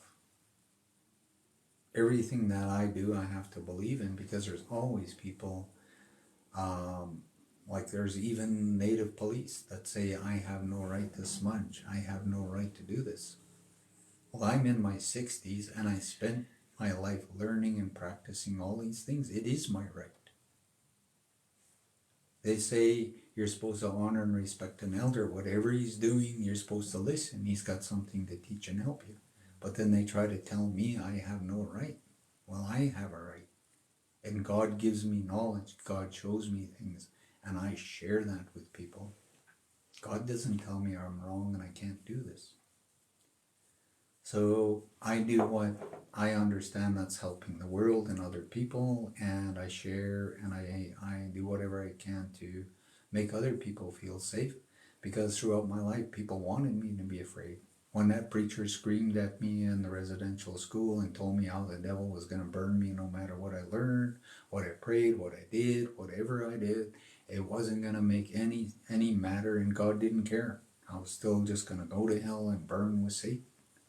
And I'm like, that's insane. And he wanted me to fear. He wanted me never to understand God or angels or anything. He didn't even want me to learn the native spiritual ways and the beauty in it. He didn't want me to understand the Jewish beliefs or the Sufis or the Tibetans or any other kind of practice. He wanted me gnawing on my nails, sitting there going, sorry, I won't do that. I'm going to go looking for answers. And I'm going to look past superstitions. I'm going to look past silly things. And I am going to let God show and prove everything to me. And I won't doubt it. I'm going to go inside and I'm going to say things. And usually what I say a lot of times come true. It's not anything I'm making happen. It's just what I'm seeing. And the universe proves it, not me. I don't have to prove nothing. Mercedes doesn't have to prove nothing. Cindy doesn't have to prove anything. Our angels don't have to prove anything. It's God that's going to make it all happen. We're just conduits. We're just vessels. We're just TVs, and things go on and in and out and all kinds of stuff. If you're an empath and you sit around people, you pick up all kinds of stuff. You know what they're thinking. You know what they're feeling. You know if they're sick. You know all kinds of stuff.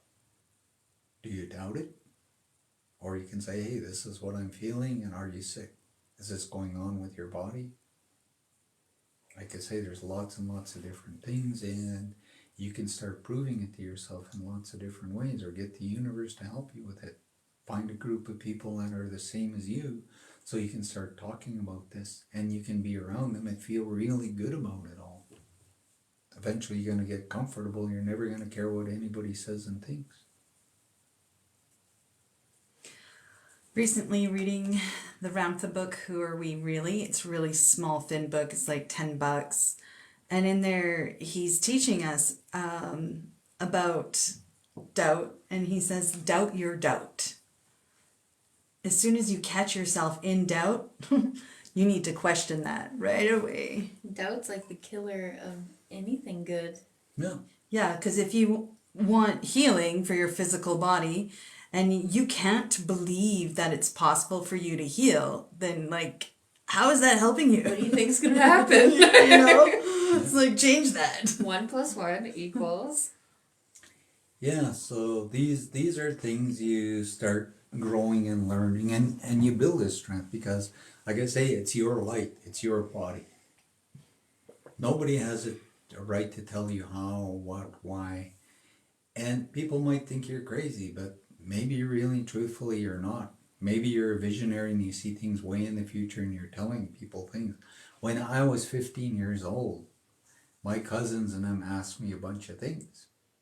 And they all said stuff and this and that. And I says no. And I told them a whole bunch of things. And in 2015, because I used the year 2015, I says this will go on. Well, when I got to 2015, that's exactly what happened. When I was saying that, I was like 12, 13 years old, and I was arguing with my cousins. And 2015 was only like 7 years ago. But I said something at 13, 12 years old, and here in 2015 it all happened. And they all laughed at me. I don't think they remember it, but I remember it as clear as day. And I told them I didn't give a shit if they wanted to laugh. Everybody in town pointing at me, making fun. I didn't care. I didn't doubt myself. And when I got to 2015, it all happened. And I'm like, there was the truth. And it's something I spoke when I was 12 or 13 years old. So it's something you learn to do, and you don't back down. God will defend you. Your angels will protect and defend you. God will find people that understand you. All these things, and it's like, what do you want? And like I say, you have to find it and you got to change it. What kind of an experiment you're going to do with your knowledge or your abilities that's going to start aligning and proving things to you and start helping you to feel beautiful and good about everything. Can you speak to what the oversoul is? That is a really, really big topic. That could probably spend a year on that topic. After Smudge. I did recommend the book The Education of Oversoul 7 by Jane Roberts. Yeah, it's a bigger part of you. And you have to understand quantum physics. You have to understand all kinds of scientific things. You have to understand folding space. You got to understand expanding inner space. You got to understand lots and lots of other kinds of things. And it's an energy that's came from God and Creator, and it knows everything. And it helps you to manifest and create bodies and live out experiences and other things. And they call it an oversoul because it's an energy that's above you that watches over, guides, and helps you throughout life. And if you're listening and following and learning, it's trying to help you along the way. But if you're doing bad and you're not listening and it gets tired, it's like, well, you're not trying to learn and evolve and grow. So it'll cause you to have a car accident. It'll make you go to the other side camp for a while. And then it's like, okay, time for you to reincarnate. You come back in, you create another body, and then you follow down a path and you learn and you evolve. And it's there. And when you have finished this life, it helps you do a life review to see if you fulfilled your contract in this time or you just created more karma. But it's an energy that knows everything. It's connected to God and everything in creation. And it's just given the name Oversoul. Is the oversoul different from the higher self? Yeah, definitely. I'm just saying higher self and oversoul is two different distinctions. The higher self is maybe sitting right here, but the oversoul is something way up there above the Earth's atmosphere. It's interdimensional. Do you think that there's such thing as too much spiritual work? No. I don't think there's ever enough. I spent 60 years praying and studying, reading and searching and looking. And I sacrificed just about everything in my life to get to where I am today. I think even when you're not doing spiritual work, you're still doing spiritual work. Even if you're taking a break from it or whatever, you're still doing it. I'm still talking to the universe. Yeah. I'm still, things are still going on and stuff. And I still want to know more because I always want answers. So if somebody comes along somewhere, I have an answer or some way to help them. So people don't want to do that. People are lazy. They'd rather sit around with a bottle of wine and smile and think they're really intelligent. I use my mind all the time, always, because the universe, it's big, it's beautiful, it's a mystery. I'm curious, and in that curiosity, it just never stops. And I ask the universe the right things, and just magic happens. And I want to know more. I always want to know more. It's never enough. And when I go to the other side, and I get to the other side camp, and I'm done on this side, there's still more to learn. So it's I want to grow and evolve. I don't want to stay stuck on a planet for another 500,000 lifetimes when I don't need to. Many other worlds and galaxies and universes and places to go and play and do all kinds of stuff. So I want to learn and grow as quick as I can. And I like going to ceremonies. I like going places where there's a lot of people and I can learn lots of stuff really, really fast. And sometimes I don't need to be taught. I just need to watch and listen and let spirits do everything. And in a very short time, I learn really, really lots of stuff. But I don't say anything. I just watch and I just learn. And it's different for everybody. And that's been something I've been that way since I was a little boy. So let's say like I'm wondering for like people with like coming on the live, listening to you talk, the ability to ask questions, all that stuff, and like gain more spiritual knowledge. let's just say the lives stopped happening. What would you suggest for people to be able to learn on their own? Like, I'm trying to get at, like, we don't want this to be like, come to church and do everything at church and then go back into your life and stay the same. Like, what do you suggest? I would say ask questions. Literally ask the universe, ask your angels, ask your ancestors, ask your guardians, whoever's around you that is helping you since you were born. Ask them questions. They have all the answers. Everything that is on this earth came from out there. Everything that gets created comes from out there. Somewhere eventually it opens up and somebody brings it in, we create and manifest. Somebody asks us a question.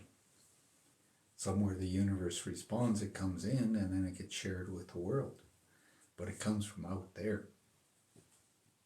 And there's many, you have millions of angels around you.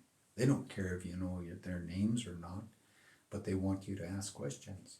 That's why we have a mind. That's why we think. Because there's something you desire to know that can do something and make you bigger or assist the planet, help other people or whatever. And it's you who has to do it. And that's all prayer is asking a question. Other than that, read. Be curious. Go around and find spiritual people. What kind of books you read? What are you studying? What are you learning? Do you know about Sufi practices? Or buy some books on it. Read it. Go to the library. Google it. You want to know native spiritual things? There's all kinds of stuff on YouTube. If you live in an area and there's lots of natives, find out when they have ceremonies. They have different kinds of ceremonies throughout the year. Go to their centers and say, is there any kind of thing that's going on, or is there elders I can go and see? Do they have public sweats? Do they have different kinds of things where I can participate or I can learn? Go and ask. You're never going to know until you go and ask. I've gone many places and asked, and people are like, oh no, you can't do this and that. I'm like, who are you to tell me that? I'm going to go there and I'm going to ask until I find out. When I find out, then doors open, all kinds of stuff goes on. But I know I will get my answer. And if I really need something, I'll talk to the universe, my angels, my ancestors, I'll talk to God. And I'm like, this is what I want, this is what I'm trying to find, can you help me? And then somewhere it shows up. So you learn to ask. I mean, when you're a little child, you're always asking your parents and everybody around you, you're asking them questions because they wanted to learn and grow. You're no different just because you're in an adult body. Your brain is curious, it wants to understand and know. And it's your soul growth. So you can either sit with a bottle of wine or you can sit with the Creator. Tracy got a little freaked out because she's like, freaky. Seconds before you asked that, Mercedes, I was thinking, Joe's lives are like Sunday church. That was a good teaching. That was awesome. Yeah, and I was like thinking like, because all these people, there's like 150 people on this live. What if all 150 people started going out and seeking? Everyone's in different parts of the world. There's got to be different cool people that you can meet and experience different things. Exactly. And then if everyone did that, came back and had all kinds of book recommendations here, that'd be cool. And it's like you're all meeting one another and talking and communicating, and there are people right there in your town or in that area that you can find and you can get together and learn and do stuff. It's like create things, create meditation groups, create book clubs where you can get all kinds of spiritual books and you all read and share and go into it and try to figure out and discover and go deeper and deeper and deeper, support one another. If we're a minority on the planet, there's not very many of us, and most people don't want to waste any time or work on finding anything spiritual. It's like they're just out there doing their thing. They're not invested in anything. There is a question about cultural appropriation, but in the way she's asking it, it is when you want to learn something more. Like, do you have thoughts about it? You want to learn more about, let's say, native spirituality. Is that cultural appropriation, or does it belong? Is to it one. or refer to the sticky note? Well, I like using that one, but I'm gonna talk a little bit about this one too. You go to reserves, you go to where a lot of natives are. A lot of them don't want to learn and practice anything to do with their culture. And there's a lot of beautiful people out there that want to learn this stuff. And the universe wants them to learn it. And they have a right. I know elders that seek out people and they give them all kinds of knowledge.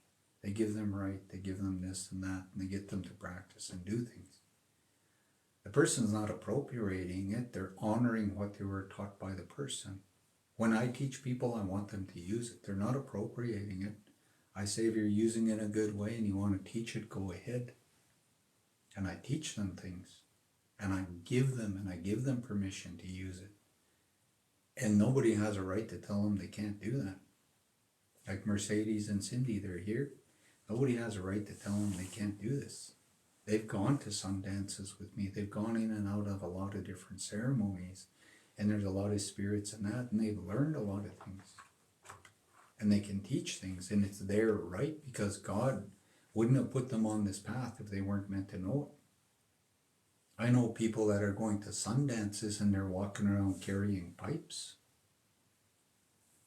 When I was in Edmonton and I was with these elders, I have to spend 15 years with an elder, being with Scapios, being his servant wherever he goes, whatever he does. And I had to do everything he told me.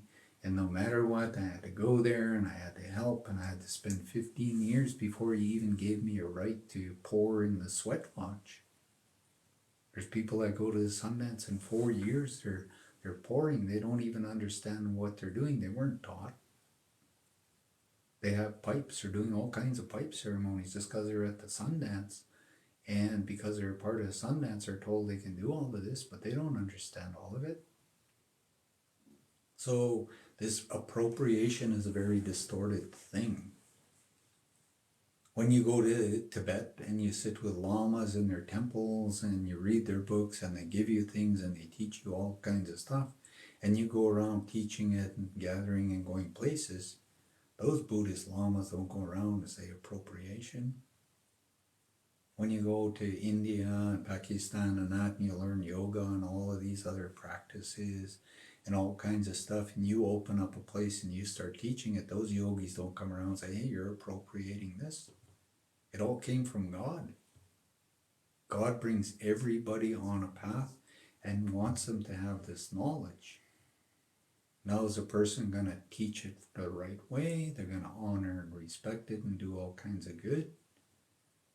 Because I know some people who are some dancers, they mock the pipes and everything. They carry them, they think it's funny, they think they have power, they do all kinds of stuff. I spend a lot of time with elders, a lot of different things, doing ceremonies and spirits coming, going, all kinds of stuff. And I respected them and I got given a lot of rights in their mind to share with the world. The universe blessed me with it. The elders are not on this planet. They gave me their visions. They gave me all kinds of different things for me to share with the world. And I'm going to go on sharing whether people believe it's a right thing or not. Because the natives are supposed to heal, and they're supposed to take all the knowledge, ceremonies, and everything, and they're supposed to give it to every race and language on this planet, because it's supposed to be used to save the planet and save us all. But natives are saying this is our power. Nobody has a right to it. The natives are saying nobody has a right to burn sage or white sage or this and that. Sage grows all over the world. It's not just in one area. In England and Europe and all over, they've been burning herbs for thousands of years, just like natives. They have rituals, just like natives. You go into Roman Catholic Church and other churches, and they got that big, giant thing that guy swings around. Smoke is coming out, and he's burning frankincense and myrrh. Well, he's smudging the whole goddamn church. Calling in whatever. Bibbidi bobbidi boo. Yeah. So, I mean, you can use that word and you can see it in a good way or a bad way. And I believe, like what my granddad told me, he says the natives are here to help the planet. If you listen to the prophecy of the condor and the eagle coming together, and how this knowledge has to be shared from all the way from the very end of Brazil all the way to the Arctic, all these things have to come together and be shared and given to the world, because it's about the rainbow children. The natives aren't rainbow children, they're the red people. There's the white people, there's the yellow people, there's the blue and black people. And when you put it all together, it's one group of people on the planet that make all the rainbow colors and knowledge and all the different things. And all of this is supposed to be shared. It's not ours. And why isn't it being used on the reserves and in native places to heal all the children and the junkies and the alcoholics and everything? Why do the natives don't want anything to do with their own practices and beliefs? I go to the reserves, young kids, they don't want anything to do with it.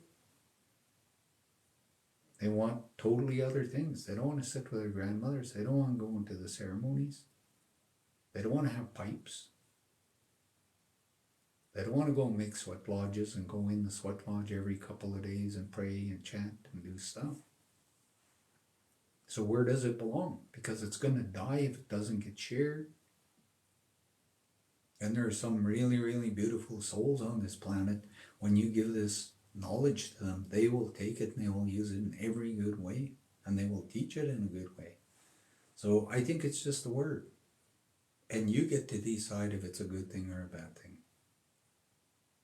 I'm going to give everything I was given by the elders that taught me and my granddad and everybody. And I'm going to honor what they trained and taught me about. Whatever I have to share with the world. Many medicine men had visions and things and told me this stuff. Can spirit affect your vehicle, like your car? And I started telling her about a friend of ours that has electrokinetic abilities. She blows light bulbs, sets off fire alarms, that kind of thing. And it's because there's this energy built up around her and she's not releasing the energy. So it blows off of her and like will kill a light bulb. So she thought it was a spirit for the longest time. And she started putting all the puzzle pieces together, and that every time her mom came around, things would happen. And it was just her stress. Mm-hmm. And so you can learn practices to release any energies, like qigong or tai chi are really good ways, and meditation to release that tension. Yeah, and it's also known as PK. It's psychic kinetic. So it's like you are a generator and you've built up an energy. As soon as somebody stresses or causes you some sort of thing that's not harmonious, you just release this big charge. And if you're in a car, it'll shut the car down, or it'll burn a fuse out, or blow the light bulbs in the lights out, or it'll do something. Or you're in somebody's house and you're sitting there and all of a sudden a pipe blows apart and you got a water leak. And it's just an energy that's firing off. Cindy has a cousin that has the same ability. And when she gets really stressed in that and things aren't working, objects start moving around. Like she'll put her purse down here. She'll go and she'll get a tea and come back and the purse is not there. But because she's all stressed out in that, and she'll find her purse up on the fridge or over on the couch or something, and she's like, but I just put it here, how come it's over there? And so when people have these psychic kinetic energies, some people, objects fly around. Things will just start flying all over, and people are like, oh, we have ghosts, or places haunted, and all kinds of stuff. And they start creating superstitions and fears, but it's actually an energy or something going on in this person that just bursts out. It blows up and it causes something to go on. And if that is something, because if you were doing this since you were a child, then you're going to see all these things, and you're going to see every time this happens and you start paying attention, like, oh, whatever is going on, I'm affecting things in this way. Then you need to learn how to control it. Mm-hmm. How do I take this energy and use it in a different way? How do I transfer and use it in a positive instead of that way? So there's things to learn about it. not to be afraid of it and go, wow, this is really cool. Now, how can I control and use it? It's like, it'd be really neat. Oh, levitate this and make it flow around, and then I'll put it back down. It'd be fun to do. God, Leviosa. The lady who did bring this up said that I had a medical device damage me and it's medically unexplained. So mysterious. If it's not still electronic, it can definitely still be that. Yeah. And it could have been you or somebody else in the room that caused that.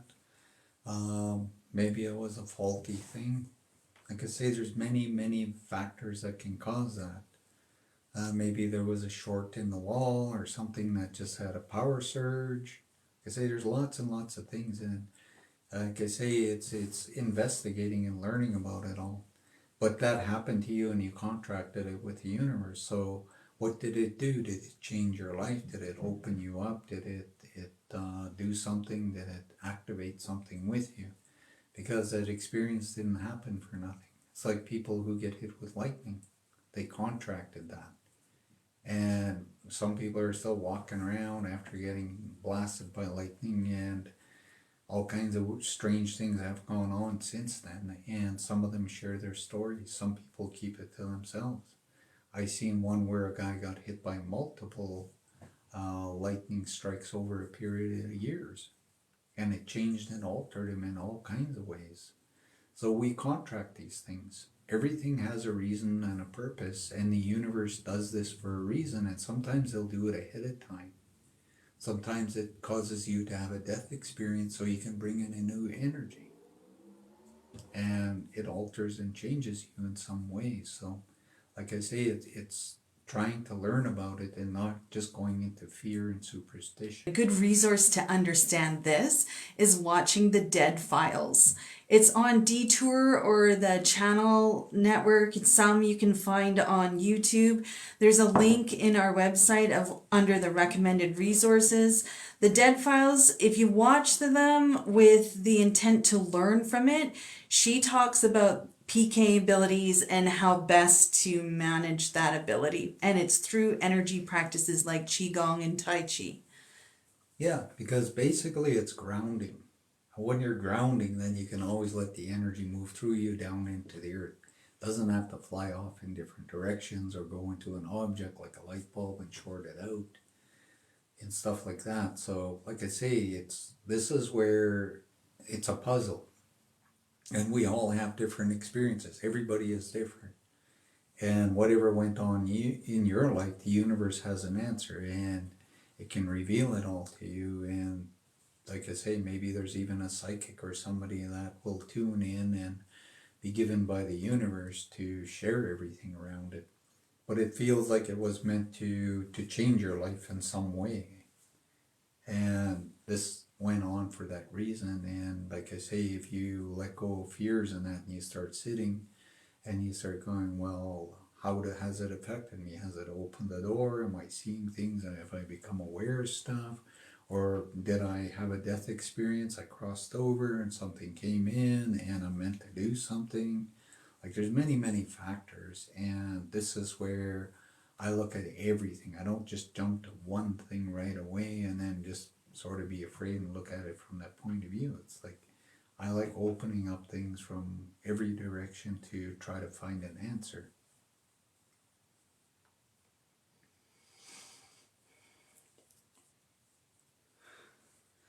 Well, there was lots of people from all over. There was only a few from Australia and New Zealand, Alaska, plain old Wisconsin. Someone's from the woods. The woods, yeah. Yeah. The audacity is from the woods. Best place on earth. Vancouver, Washington, Utah. I think there was San Francisco in there. So Yeah, Utah. Really. But really, thank you all. I mean, I'm glad you're listening, and I'm glad you're willing to ask questions and want to grow in that, because that's what really everything is about. And the universe has an answer. Like my granddad always told me as a little boy, there is no such thing as a dumb question. And he says, if you go to somebody and you ask them and they don't give you an answer, keep on, because somewhere you're going to meet somebody and they're going to answer everything. And it's a truth, and I learned that. And he says if you can't find it in answers, then ask the Creator, or maybe you'll find it in a book or somewhere, but somewhere, some way, at some time, you will have your answer. And the universe is that way, and sometimes it's a test for you to really see if you're going to search it out and put the energy and everything in it. And like I say, when you find the answer, it just brings a lot of peace and things. And I like questioning things. I like learning and growing and looking at things. And it's like just being like a little kid always playing. There is one question here. Well, it's kind of a statement. And Robert, Anna, I had a death experience about a year ago, felt really renewed, and now it feels reversed. Mm-hmm. It's kind of intense. Yeah, because when you brought in that energy, it really, really brought you high. I don't know if you felt stoned or euphoric or whatever, but this new energy came in really, really high. And you, like I say, people, they go into yoga, they want to get stoned. And it's just this energy is coming in and they burn themselves out. And they try to stay in this really super high energy. And I always say you burn yourself out. Your body can't stay in these super, super high energies for long, prolonged periods.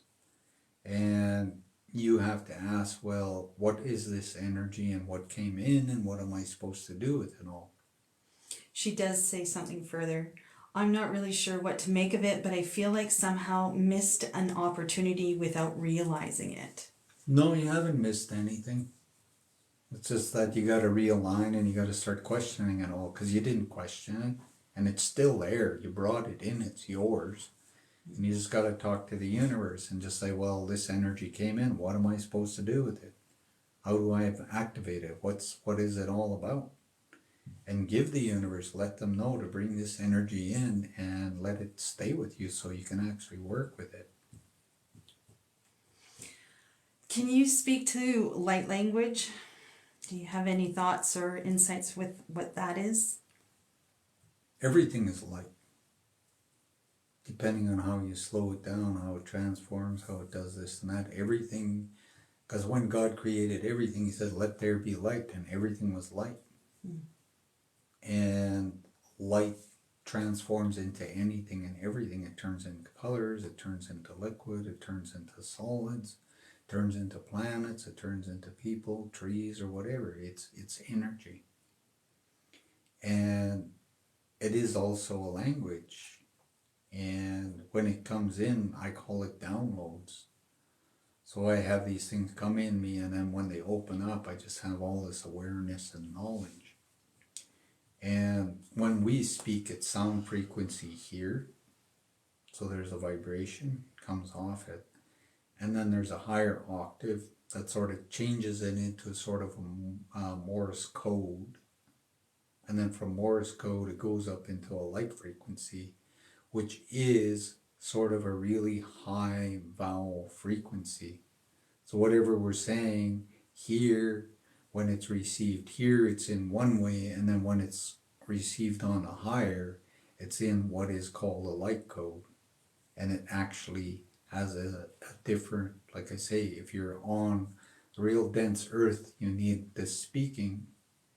But then you can go into this Morse code, which is a little bit higher. Maybe you can say it's like telekinesis and that. You can talk by minds. And then you go up into the angelic realms. And they're up in these really high realms. Well, it's got to go into light, and it's got to go up where they receive it. And it's in a whole different form. So there's actually, like I say, as it comes down from way here, it comes down to Morse code, and then it comes down into the denser, so where we think and where we perceive and we see it and we analyze and work with it. So that's sort of, I hope maybe that answers your question, because that's what's running through my mind. And that's the way I sort of understand it. It's like your name. It's like you say your name, but when you do toning, you don't say your name. You actually take the vowels from your name and you sing them in toning. And when you say your name, like if I'm saying a prayer and I say my whole name, and then it will sort of turn into this Morse code, but the angels on the higher level, they know who I am and they'll hear the vowels from my name, and there's a certain sound and a certain frequency that comes off when it's said, so they hear it up here in a light code like that. I know there's some people on TikTok where they speak in the light code, and the way they speak almost sounds exactly like how you just interpreted it, right? Because there's the blending of these three different layers with vowels and vibration. So it would sound like speaking in tongues almost. There's like clicking and sounds and stuff like that. Yeah, it's that sort of Morse code, the translation from one to the other to the other. Thanks for describing it that way. That was interesting. I learned something there. Can you speak to how does a person know the third dimension from the fourth and from the fifth? Because there's lots of talk about going into the fifth, and people think that they're in the fifth. And you've taught lots about that before. Third dimension is right here where you are in this dense body. That's third dimension. Everything that is this world. And it's just thick, solid, slow. It's like, yeah, it's just not really fast. And you go to the fourth dimension. Fourth dimension is something that's very big. It's a big, giant football field that goes from one part of creation to another. And it has everything that's ever gone on in this planet. And there's lots of gods and spirits and this and that. And a lot of people are just learning, and they pop into this fourth dimension, and there's a spirit there that sees you, and it tries to fool you into believing maybe it's God or not. And the whole idea is, over time, it's like climbing a ladder. You climbed into the fourth dimension, you're at this level, but you're like, well, I don't really know, I'm going to keep going higher. So you decide to go up 3 rungs higher, and you go a little higher in the fourth dimension, and you go a little higher, and you go a little higher. Well, I always say you go from your crown chakra, you go straight to Creator. You go right up through every last thing until you connect with Creator. Creator shows you everything, and after you've connected with Creator, there's angels, there's spirits, there's things you need to learn, and the Creator helps you to connect with whatever is a dimension or angel or guardian or avatar or teacher or whatever. And that's when you're in these higher places, which are 5th, 6th, 7th, and higher energies. And none of us are really getting there yet. We're poking through, we're starting to understand, we're downloading a little bit here and that, but people are like, oh, we're gonna hum at 750 hertz, and that's gonna put us in the 5th dimension. There's all this kind of stuff on YouTube, and I'm like, go ahead and do it. I'm gonna sit and watch. And I'm like, okay, you done your 750 hertz. You didn't go in the 4th, 5th, 6th, 7th, 8th dimension, you're still here. Nothing happened. But then people want to believe that. And a lot of people are doing a lot of these new age practices and saying all these different kinds of things, and I'm like, it's not a truth. Because when you're in the 4th, 5th, higher dimensions, it's whatever you think, believe, and that, you're going to manifest it right now instantaneously. And if you're not in love and higher vibrations, there's all kinds of craziness, and you're going to affect everybody around. You're going to bring up all their bullshit. You're going to be activating all kinds of things, because this energy is just going to start making things happen. And this is where people are trying to get way ahead. We still got a whole bunch of things to go through on this planet before we step into that. So there's a lot of people that are trying to get way ahead with things, and I'm like, stop wasting your time practicing all this new age stuff and believing things. Can you speak of the lower realms? Okay. What about the lower realms? All I was just said, don't forget about the lower realms is the message there. Yeah, but we've evolved past that. We're stepping out of 3rd dimension, which is a really, really low vibration, and it's a school of learning. And we're going up to 5th, 6th, 7th higher things that are coming here in the future, and we're not gonna reincarnate as worms. That's done, it's no more.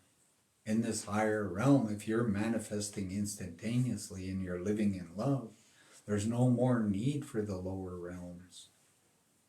So those things are going to get removed. There's lots of old stuff that is practiced and believed now that is not a part of the future. Even with native spirituality, any kind of culture and belief, we are going to remove really, really lots of stuff that don't fit in the future. And it's not acceptable, because if you believe them, you can't get into the future. If you believe you're going to reincarnate and become a worm, you're not going to be in the 4th, 5th, 6th, 7th dimension. You got to stay in a lower one until you evolve to pass all of that, and you're ready to step into something higher that you're going to create and manifest, and you're going to live maybe 1,000 years, maybe 1,000,000 years. And you're going to see and know creation. You're going to connect to God and everything in a bigger way. So there's no purpose in that lower realm. That's 3D. There was a trend a while back on TikTok, a meme where girls were asking their boyfriend, "Would you still love me if I was a worm?" So that was really funny. And the boyfriends were like, "I think I should say yes to this." I gotta be careful and really think this out carefully. I miss this. Speaking in tongues. Mm-hmm. And then I asked her, do you know what you're saying? And she says that sometimes she feels like she understands what the message is. And I'm suggesting, well, ask to know, what is this, for what purpose, how does this benefit anyone? Mm-hmm. You want to know. So where is she going in the first place? Does she really know where she's going and why she's going there? So she's stepping out, something else is stepping in. She's going somewhere and she wants this to come through, so she's, whatever she is creating and manifesting and believing, the creator is helping her, and the universe is finding that for her. So where is she going and why is she going there? I like knowing where I go. If I go someplace, I want to know, I want to remember, I want to understand why I'm there.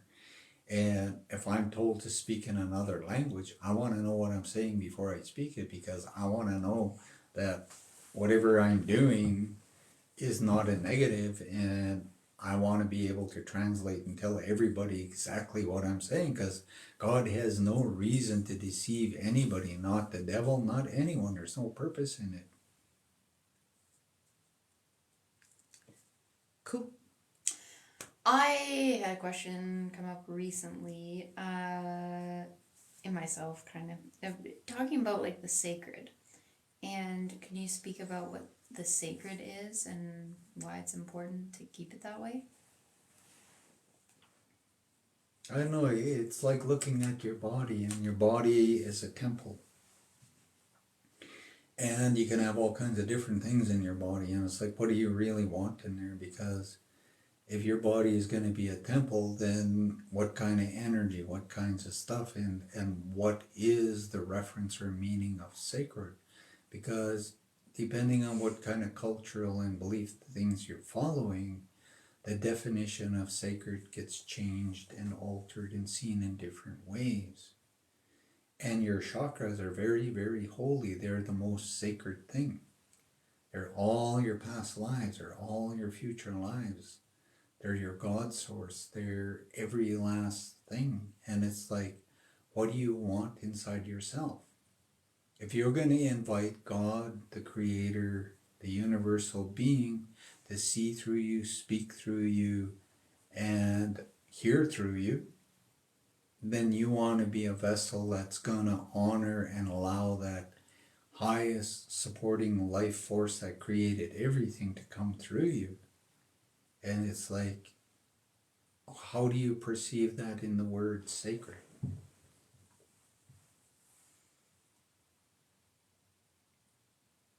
Because you want the light. The light is the purity. The light is everything. The light is God. It has every knowledge. It can transform into anything and everything. And you want that light inside you. And if you can't allow God in to speak and see and hear through you, then what is it you're afraid of about God? Because if God is seeing through you, hearing through you, speaking through you, then you have all the answers. You see and know everything all the time. And you're a sacred temple or something very beautiful because now you have God working through you.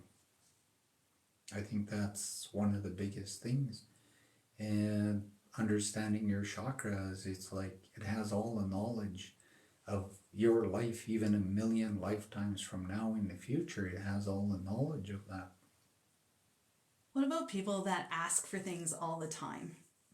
Because I was thinking about that, where you're always asking and you're never actually integrating, believing that you have it already. Because if you ask all the time, it's like it's saying that you don't have it. Yeah, but the being where is it like I used the guy that was a friend for 15 years. He was a manifester. Of hubcaps. Yeah. And so he'd manifest a hubcap. People don't really sit to evaluate why they want to manifest something.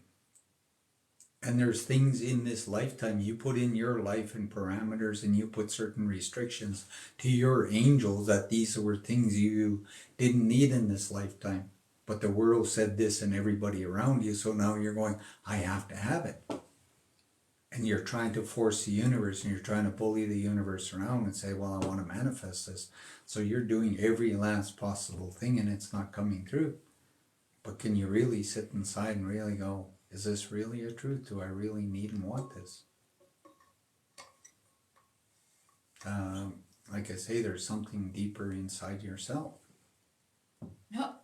I always ask people why they want to manifest things. Like I was told by people many, many times, by psychics and spiritual people, that I was so poor that I didn't have a pot to piss in. And they were going to teach me how to manifest and all kinds of stuff. And I'm like, but I had all these abilities and all this knowledge and awareness. Maybe I don't believe I need to manifest. Maybe somewhere in the future everything's going to be given to me. Maybe I was shown and told this already. So I don't generate a lot of energy or have any desires for anything. And so I don't really put my mind and say, oh, I have to manifest this. If I'm going to manifest it, I need it. There's a purpose and a reason why I'm going to have it. It's like I don't understand why I need to have 10 of something when I only need 1 or 2. And like when I was a child, my granddad, I had this favorite pair of runners. And I wore these runners year round, day and night. I wore them all the time. And my granddad is like, I'm going to take you uptown and I'm going to buy you a brand new pair of runners. And I'm like, no, I like these. These are my favorite runners. I'm going to wear them until I wear right out, until I can't, and they literally fall apart. And he's like, no, you need a new pair of runners. And he's trying to tell me this and I'm not listening. And about a week or two, I'm walking uptown and I'm just in my really cool best runners. And I'm walking along and the bottoms fall off. Both of them at the same time? Literally. And these were Adidas, those Sounds Adidas. Oh, Those yeah. leather ones. Oh. And it had rotten because I wore them spring, summer, fall, and winter, right? And it rotted around the bottom. Oh and my I didn't know. God. But they fit so nice and I liked them, right?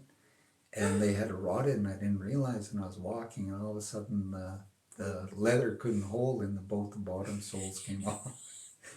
And I'm standing there and I'm like, I should have got those runners. I should be wearing, and now I got to go find my way all the way home.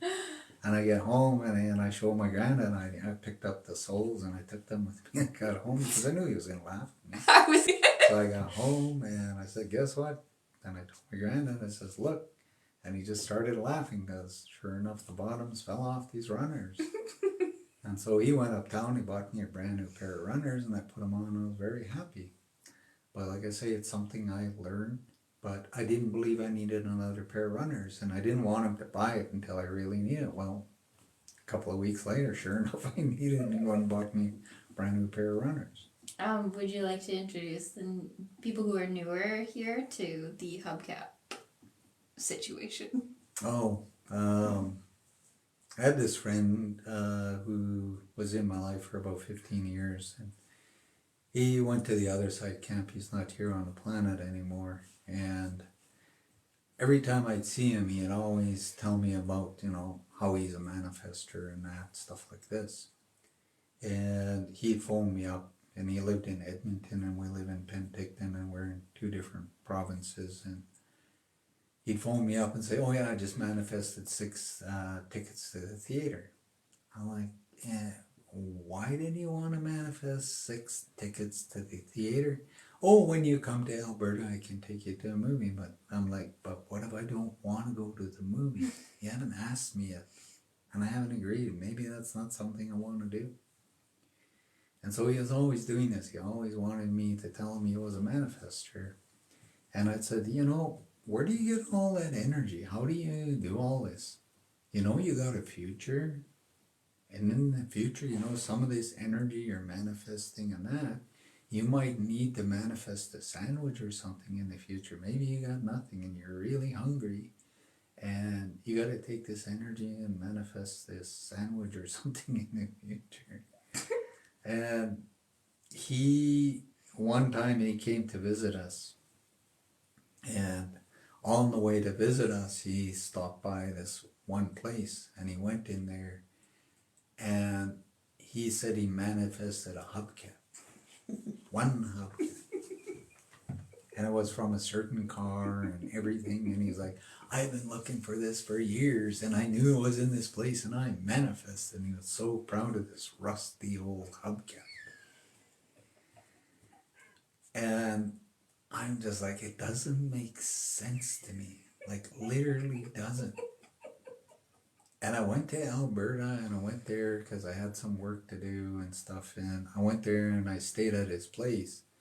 And he took me around and he was showing me all these things he had manifested. And he had all these rusty old cars. He was a real car. He liked rebuilding cars and liked tearing them down and all kinds. And he had like 10 old cars. And he's like, oh yeah, this one here and this. And I'm looking, but they're just rusty. It's like, I don't know, I wouldn't have spent that kind of money. I wouldn't have gone to this place and hauled it all the way here. And you got all these others, and he's always talking about building this car. And then he took me into this big trailer and it was just crammed with rusty old car parts. And to him, it was like $1 million. And he stayed there and he didn't trust anybody because he had all these car parts and he believed he was a millionaire or whatever.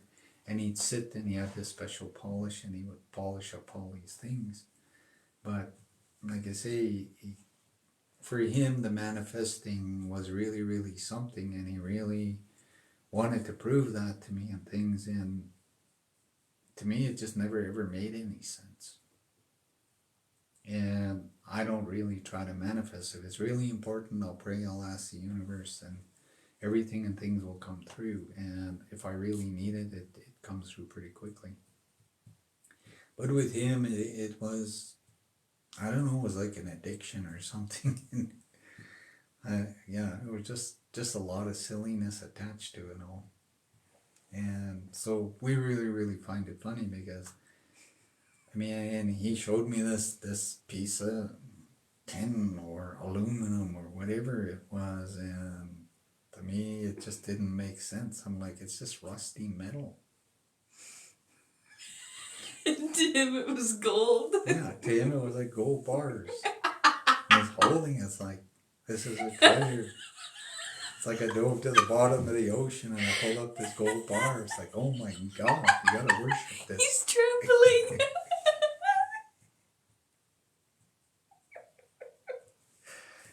And I'm looking at him like, is there something wrong with your mind? It's a rusty old piece of metal. Don't you get this? And he's trying to make me see it as gold or diamond or something. And I'm like, doesn't do that in my mind. It just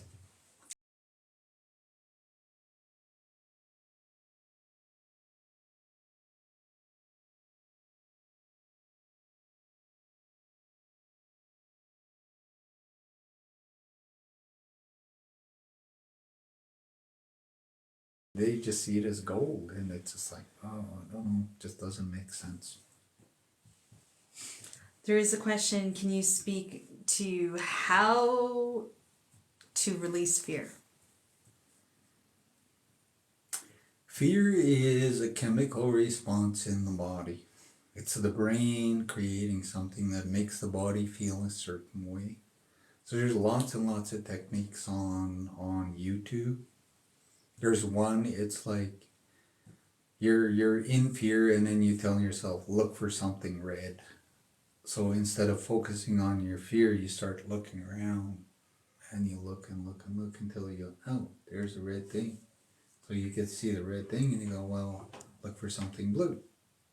So now in your mind, you start searching until you find something blue.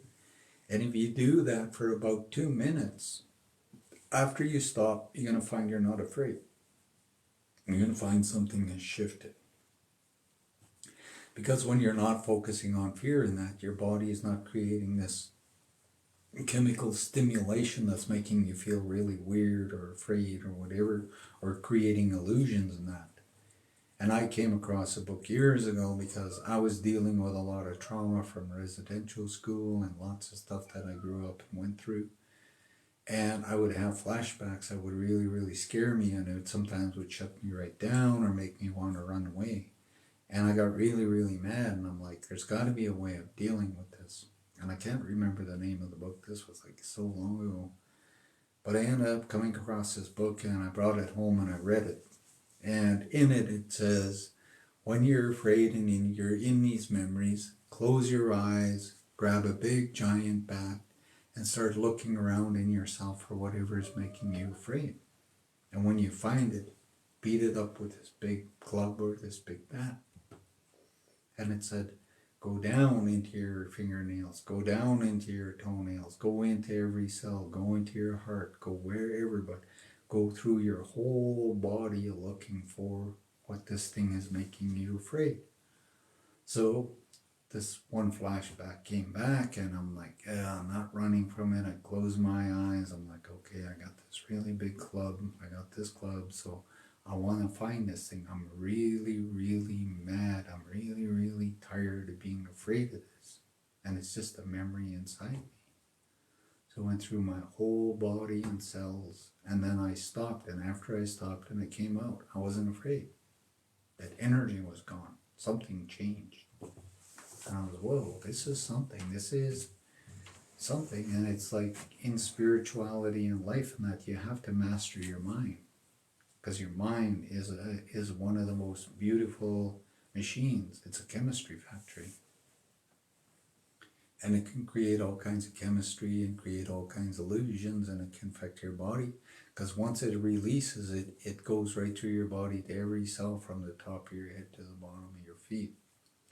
So I kept doing this thing with this big club. Every time flashbacks and fears and things came in, I would get angry. And I'm like, I'm mad. I'm taking this caveman club, whatever it is I have, and I'm going inside and I'm going to beat the shit out of this, whatever it is that's causing me fear. And I went through my body over and over and over, and I really stopped and changed a lot of fears. Then I became more in control of my mind. When I have flashbacks and that, I don't just go into fear. I look at it, I question it, and I try to see, well, what kind of strengths do I have? Is it a good thing? Is it a bad thing? Am I ashamed of it? Can I tell somebody the truth about it? How do I feel about it? But I don't give it permission to control me. I don't give it permission to create fear, to shut me down, make me want to run away. If that's going on, I get very, very angry, and I find a way to go inside and look for it. And when I come out, it's just not there anymore.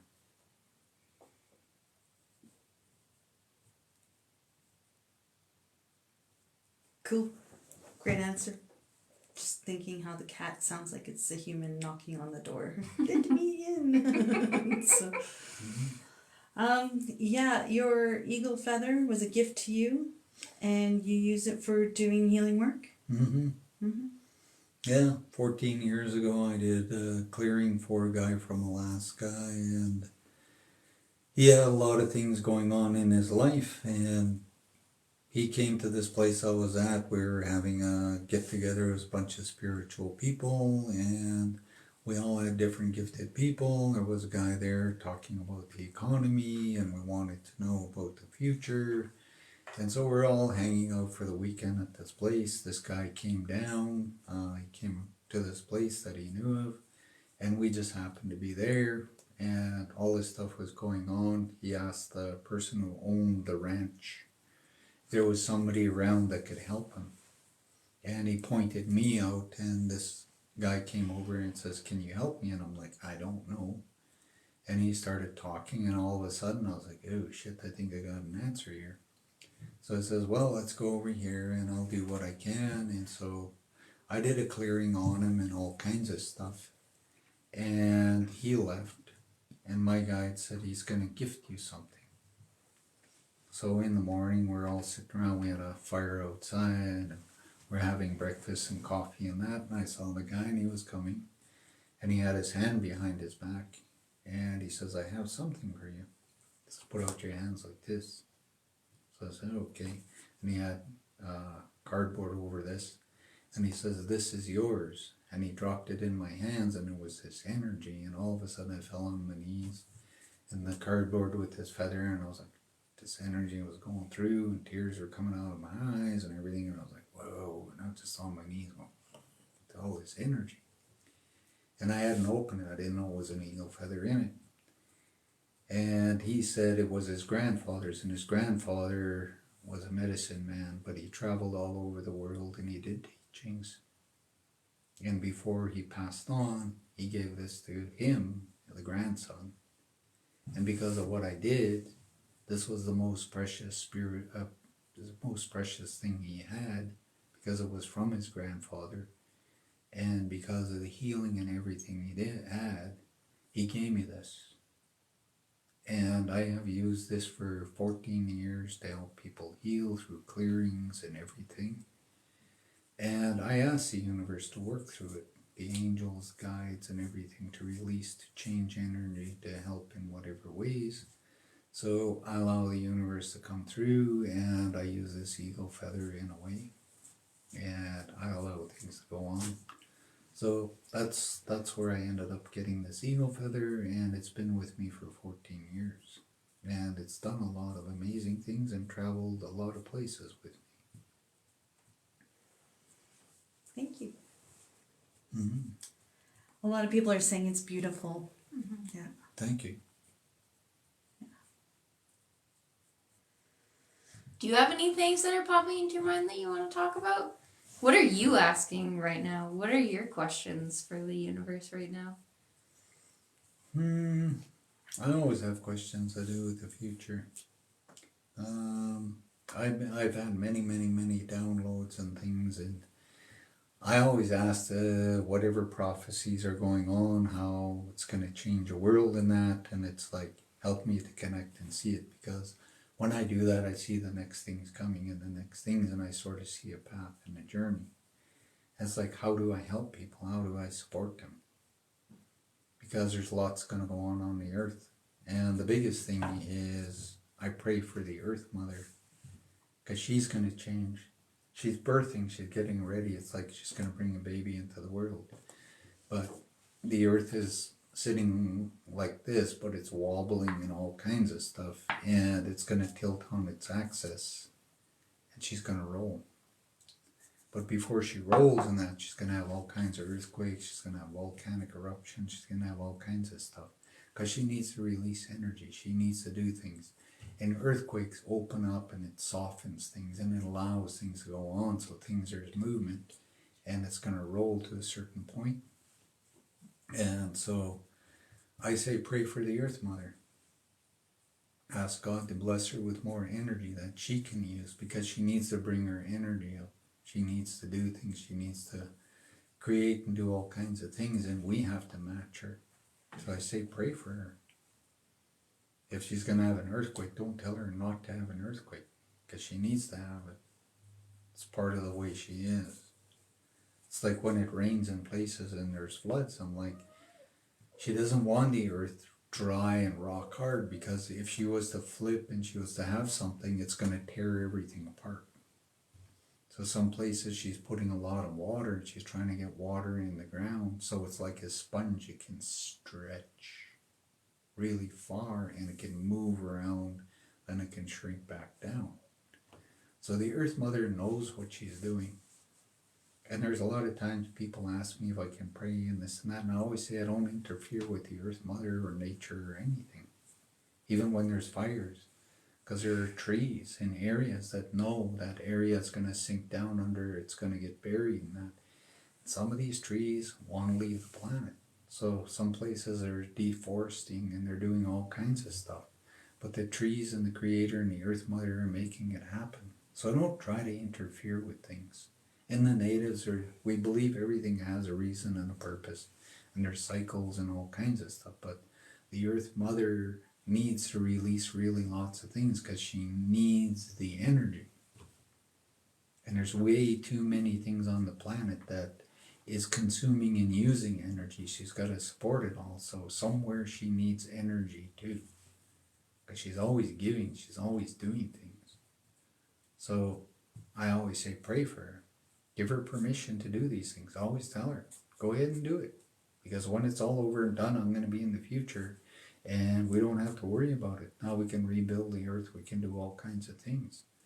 And she has the energy to do all the things she's going to do. And she's going to roll gently. She's not going to do a flip. People are like, oh, she's going to have another polar flip. And it's not a truth.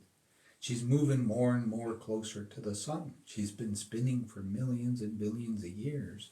And she used to be way out here, but as she spins, she keeps moving closer over time towards the sun. Everything does. The closest planet, sooner or later, is going to get absorbed into the sun. And instead of 3 planets to get to the Earth, we're going to only be 2 planets. We're going to be closer to the sun. So the Earth is going to be that much more closer. So she's got to change her energy. She's got to change her atmosphere. She's got to change all kinds of things to keep all this alive and support us. As she gets closer to the sun, the planet gets hotter. It's going to get to the point where it's going to be warm all the time. There's going to be no more North Pole, no more South Pole. This planet is going to be temperate. It's going to be warm. It's going to be very lush. It's going to be very beautiful. And if you really, really take something, like if you take a plastic bag like this and you make it sort of curve and you put the sun in the center and you take the earth and you put, say this, and you spin the ball at the top and you let it go like this and you let it, and you get it really going, over time, it's going to come down into the center and it's going to come right to the very center where the center ball is. That's the sun. So if you have any intelligence in your mind, you're going to see the truth in all of this. And then as the earth moves closer to the sun, the next planet is there. And something is going to go on. And then there's all these other planets like Pluto, and that is going to move a lot closer to the sun. And they say Pluto is frozen, got ice, so it's going to start melting, it's going to start creating, it's going to start doing things. And then a few billion years, it's going to be a lot closer. So what is Pluto going to be in a few billion years? Maybe in a few billion years, it will be absorbed into the sun, and all these planets have moved that much closer to the sun. So if you really, really think and you use your mind, intelligence, science, and everything, you're going to see the truth in everything. The Earth Mother wants to go on for another millions and millions and millions of years. She wants to support life. She wants to be a school. She wants to create new life forms. She wants to do all kinds of things. So she needs to also generate an energy. She needs to do something with the atmosphere and that, because the closer we get to the sun, the more stronger the ultraviolets and everything come into the planet. So she needs to create new filters and things around the planet to protect the planet, the animals, the water, everything. She doesn't want everything dead. So pray for her. Ask God to help her. Ask whatever. Like whatever, give her permission. Be a conduit. Say, hey God, allow all the energy to flow through to me, and I just want it to flow straight into the Earth Mother. And she can decide what she wants to do because she's more intelligent than I am. She's been around for 400 billion years, and she's created everything. She's created 4 legs, 2 legs, wing ones, free ones, feather ones, standing people, water people, sat. Like you name it, she's created it. You can see fossils in rocks, what she created millions of years ago. And she's going to create millions of years into the future. It's called evolution. Human beings are evolving, changing, and growing than we have been for millions of years. So pray for her. Because she's going to support you. And you come back and reincarnate here, she's going to give you food. She's going to give you home. She's going to let you grow up on the planet somewhere and do something. And she's going to provide everything for you in that lifetime. We forget to pray and say things for her too. She's loved and been patient with us for millions of years. And she's going to go on providing millions of years into the future.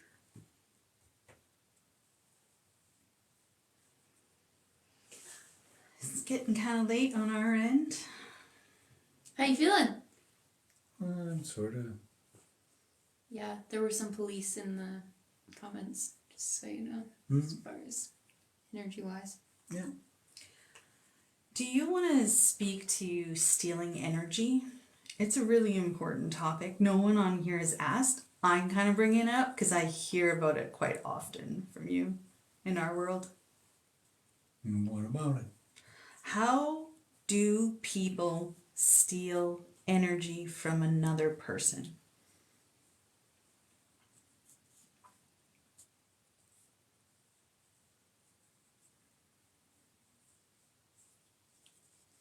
Everything streams in from the universe. The universe is a supporting life force to everything. And everybody has energy and things flowing in every chakra and the crown and everything. Everything should be coming through the head, down through the body and filling you with everything. And people do different things in different ways that pull on energy. Some people, they want to do certain kinds of things. Say they live in a house with 4 or 5 people, but they want to be blissed out all the time. So maybe they do yoga practices or certain kinds of meditation. And when they're doing that, they're affecting everybody around because they want all the energy. Whatever is there, they just want it because they just want to be like, woohoo. Some people are jealous. Some people glimpse you're going to have this and that in the future, and they're like, that's mine, I want it. And they try to stream knowledge or energy or block, or they use different kinds of forms. They try to some way seal your head, your energy, or all kinds of different things. Every culture, there's different ways. Some people say voodoo, some people say black magic, some people say bad medicine.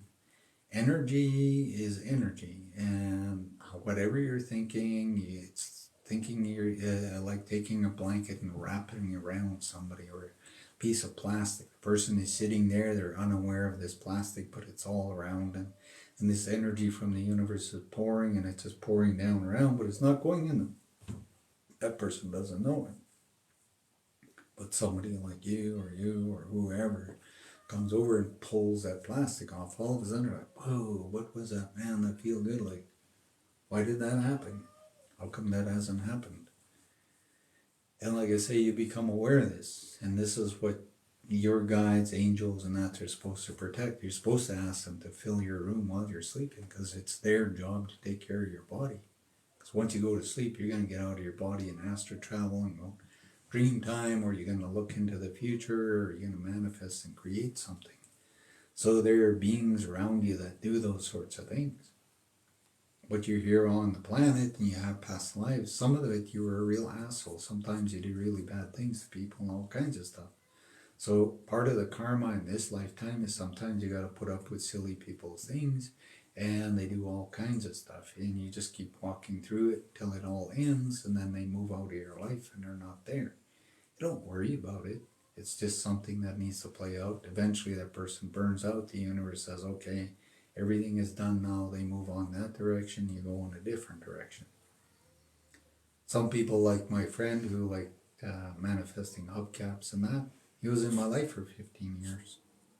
He saw my future and he's like, where's this property and that? He says, when I win $1 million, I'll buy it and you can come and stay on it. I'm like, I don't want to stay on your property. I want to be on my property. And God's going to help me to manifest my property. And I'm going to do all these things that are going to heal people, that are going to do all kinds of stuff. And I'm going to build things and I'm going to do stuff for the planet, for everybody. And if I got really lots of money and I got a big property, I'm going to have healers come and live on the property and they can work and do their thing and be supported and have a really nice life and whatever, if that's what they want to do. There's one lady in Mexico that me and Cindy met about 12 years ago. Her name's Dila. And I thought if I had property and I had $1 million, I would go to Mexico and I'd go and visit her. And I would ask her, can you come to Canada to my property? You can work on my property and you can earn all kinds of money. You can heal people. Then you can go back home and you can come for a week. You can do all these healings. You can generate all kinds of money. You can create an income. Then you can go back home and then in a month's time you can fly back here. And I can fly you in and out and whatever, and I can get you all the clients, and you can teach, and you can do all kinds of stuff. I want to find some elders that'll hold certain kinds of ceremonies that I would really like, and they will hold it to help everybody. Not about ego, not about power, but to introduce people and help them to grow, heal, and learn. And I'd like to find other kinds of energy practitioners and that, depending on my property and all the things I create and build, and I got the money and that. And we all work together. There's times where I'll leave the property and maybe I'll disappear and take off and go somewhere for 6 months and do all kinds of other things. And then I'll come back and I'll just carry on with everything I'm doing. Maybe I'll do sweat lodges. I don't know. I know I will be doing things while I'm on the property. Because I want to heal people. I want people to heal and grow and learn. But this guy that I was friends for 15 years, that now is in the other side camp, wherever that is on the other side, he decided to go. And he would always ask me, well, where's his property? Because when I have money, then, you're going to come and stay there, and then you can build your healing centers and that. And I'm like, no, you're not going to be a part of it. I don't see you in my future, and I'm not giving you permission to be wherever I'm building the center, because you want to drain energy. You want to suck the energy out of people. And he had gifts and abilities, and I always said, you got these gifts and abilities, and you say you're healing, but you're harming people, and he would manipulate women. I said, they've already been hurt already, so don't say you're healing them when you're manipulating and using and abusing them. That's not a healer, that's wrong. And I will not allow you on my property. But he thought I was going to let him just come there and just suck energy out of people and just do whatever he wanted. And I'm like, no, that's not what's going to happen. So whatever I'm going to manifest, that's mine to create and manifest in the future when I'm there. I want to build pit lodges. I want to build up sweat lodges. I want to do all kinds of teachings. I want to build a really, really big place. So there's a gathering of a lot of people. There's a sort of a place we all can go in, and we can have it set up in a way that you can even bring in astrologers. I thought, well, maybe you can bring in astrologers. People can learn astrology. They can get readings. Maybe you can bring in healers from over in Europe. Maybe there are certain kinds of healers. I can have them come in, heal, teach, and do all kinds of stuff. And this is what I prayed for all my life. And I know I'm going to have this. I know people have been looking into my future and seeing it. And some people want this property. They ask me, where are you going to be in the future? Where are you staying in that? I'm like, when I get there, you'll know. Mm-hmm. And if you're meant to be there, I'll invite you. If not, then you're going to go your journey wherever that is. I'm going my journey wherever that is. But people have ways of doing things, and it's affecting the chakras, it's affecting the aura, it's affecting the things that are streaming through. It's like Mercedes, I pray all the time, everything that's hers will stream through her. whatever is meant to come into her chakras, whatever is meant to release, whatever she's meant to manifest and have in the future that's hers to bring her happiness and joy, she's blessed with that. Same for Cindy. I don't look in Cindy and like, ooh, I like this energy, I think I'll just take it. It's not mine, I don't want it. Whatever Cindy's going to do with that energy, whatever she's going to create, whatever is going to make her happy, I just want her to have it. And I pray that for everybody. I don't get jealous of people, I don't get envious of people. If I got something I can share, teach, or help you, that's going to help you grow and learn, or it's going to connect you with something really big and beautiful, I will give it to you. And whatever comes of it in the future, that's yours to enjoy. You become a billionaire, that's yours, it's not mine. And however that helps you with your life, where you're going to be and all the amazing things you're going to do, I want you to live that life and do whatever it is.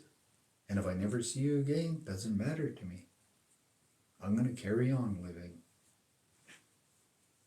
And that's what we should be all praying for one another. And that's the real children of God, the future, the fifth dimension, sixth dimension, seventh dimension. And if people don't want to share, then that's theirs. And like I say, I want to see people literally creating and having what is theirs. Because every one person that does that changes a lot of lives. And every life that's changed and those people want to do the same, it's going to impact this world in a big way. But if you're jealous and you're the only one that wants to have a sacred healing temple and nobody else on the planet can have it, there's something wrong with you. And you want everybody else's gifts and their energy, there's something wrong with you. So I always say, pray and bless people. If a person has one gift and they use that gift to heal and teach and help people, pray God gives them more. Because one day they'll wake up and they'll have more gifts. God will be very happy and God will bless and give them more. One day they'll wake up with the property and with all kinds of things, and God will give them more. Because they're just going to keep on healing and giving and doing what they're supposed to. They're not going to be jealous. They're going to be happy and they're going to be blessing other people to have what they need. And that's the future.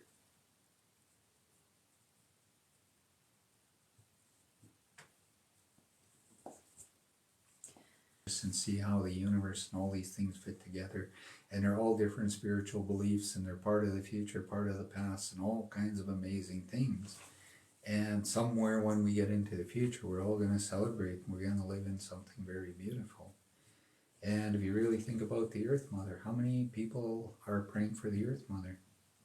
I know a lot of natives, they talk to the Earth Mother, but they don't pray to her. All they want is to boss her around, tell them what they want and how things are.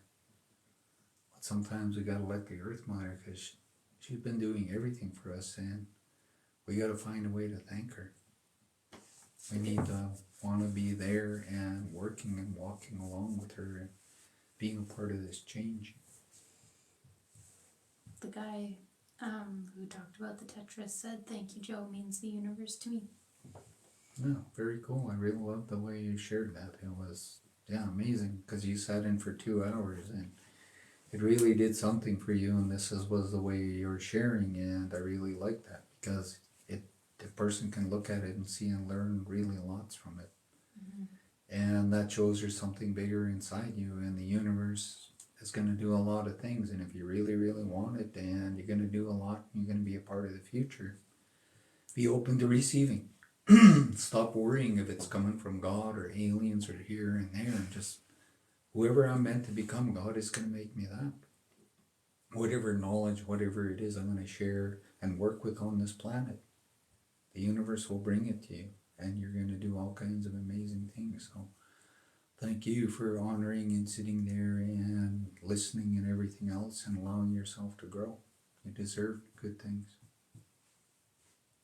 I think we will sort of close this down. And sorry to the people in New Zealand and stuff.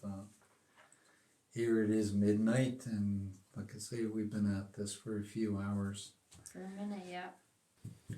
So I'm going to say thanks to all the spirits and that, to everything that's bringing blessings, joy, wisdom, knowledge, peace, serenity, good things into your homes and lives.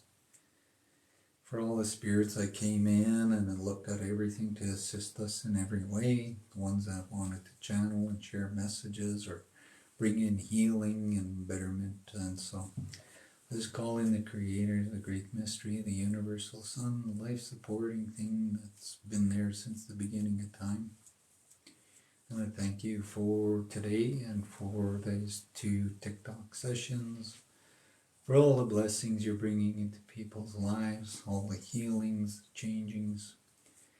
And I want to thank all the angels and spirits and the ancestors who are here and wherever you people are, whatever is there. And we give permission for the old ones that need to go and move on. Now we give them permission to go to the other side, be free, especially your ancestors. Some of them, it's like time for them to step in and into new changes. And we call in new angels, new spirits, new guides, whatever it is that's going to help us to be in the future working with the Earth Mother. All the new rainbow energy, chakras, auric field, energies of every kind. And we ask the ancestors, the grandmothers and grandfathers to start coming through and cleaning up things. Because the white buffalo calf woman, it says anybody that's using the pipes wrong, she's going to come and break them all. And there's a lot of spirits in the universe that soon are going to come in and break pipes and do things. Because if they're not used right and they're using for power and they're not using it to heal and help the planet, the universe is going to stop it. And this is something that's been prophesied. If you listen to Arvo Luckenhorst, he talks about the white buffalo calf woman and how she brought the pipe into the world and how she left these warnings. And it's like that with every culture and race. So we ask the universe to send in all these spirits to look into everything, wherever it is on the planet, and to honor and protect those who are trying to help this planet to bring in more light.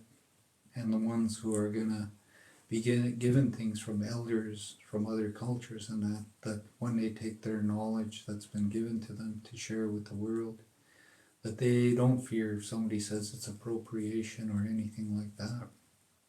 That they walk trusting in the Creator, not worrying about nothing. And they honor what the elders gave them, the knowledge, the wisdom, whatever they receive in ceremonies, sweat lodges, or anything. It's theirs because God gave it to them. And nobody has a right to tell them if they can do what they do with it or not. They'll trust inside. They will meet people and they will share this. We thank the Earth Mother's children, the 4-leg, 2-leg, wing ones, furry ones, feather ones, standing people, rock people, sky people, water people. We thank the sun and the moon. We thank the stars. We thank our star brothers, sisters. We thank our guardians, our teachers, the gurus, the avatars, the masters.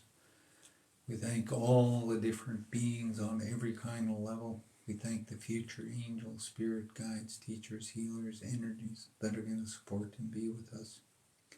We thank the Earth Mother for all her patience. We thank all her children. And we thank all the energies that support us and try to be there, patiently waiting for us to choose to evolve and grow into the future. And we ask for our blessings if we're meant to be seers, teachers, guides, healers, helpers, whatever it is. And we need our chakras activated. We need our new energies to walk through this time to help one another. And we give permission for anything old to go. And we welcome all the new to stay. Whatever new has come into your home, your life. Whatever protections are meant to be around your family, children, aunts, friends, relatives, that it's there protecting them. And you're going to be patient with the knowledge and other things, because some people maybe aren't really ready to receive it. Allow them, wait for them to ask so you can share with them. Some people, they don't need you to tell them anything. Just being around you, they're going to absorb the knowledge. Angels are going to help and change them. And they will become whatever it is. Just from being around you, they will receive the things they need. And sometimes you just need to hold a belief that they will change and lots of beautiful things will come through. And again, I thank the Creator. I thank the spirits of the 4 directions, the east, south, west, and north. And I thank the spirits above and below. And I thank all the energies and that we carry as human beings with our bodies. And to allow yourself to sit inside, find your own beauty, find your own knowledge, and learning how to stop doubt and worries and things. And if you're being ganged up on reserves or anywhere at all, ask the universe to look at it. Ask the universe how to deal with it and what kind of things you need to do. And keep following your path and what's inside you. You came here to be you. You can't be anybody else. So honor that. And I pray good things for all of you. And I ask God bless your homes, your lives, and your futures. I ask the Earth Mother to be with you, to provide a home, to provide warmth, nourishment, whatever it is. And wherever you're meant to be on this planet, you end up there. And everything comes to you. And you're surrounded with beautiful, good things. And you have all kinds of spiritual friends and that. And anything you need, it comes to you through the Earth Mother or the Creator. So I say thanks to all of you for letting us in your home to listen to us and everything. And I just say good night and God bless. Hey, hey. Hey.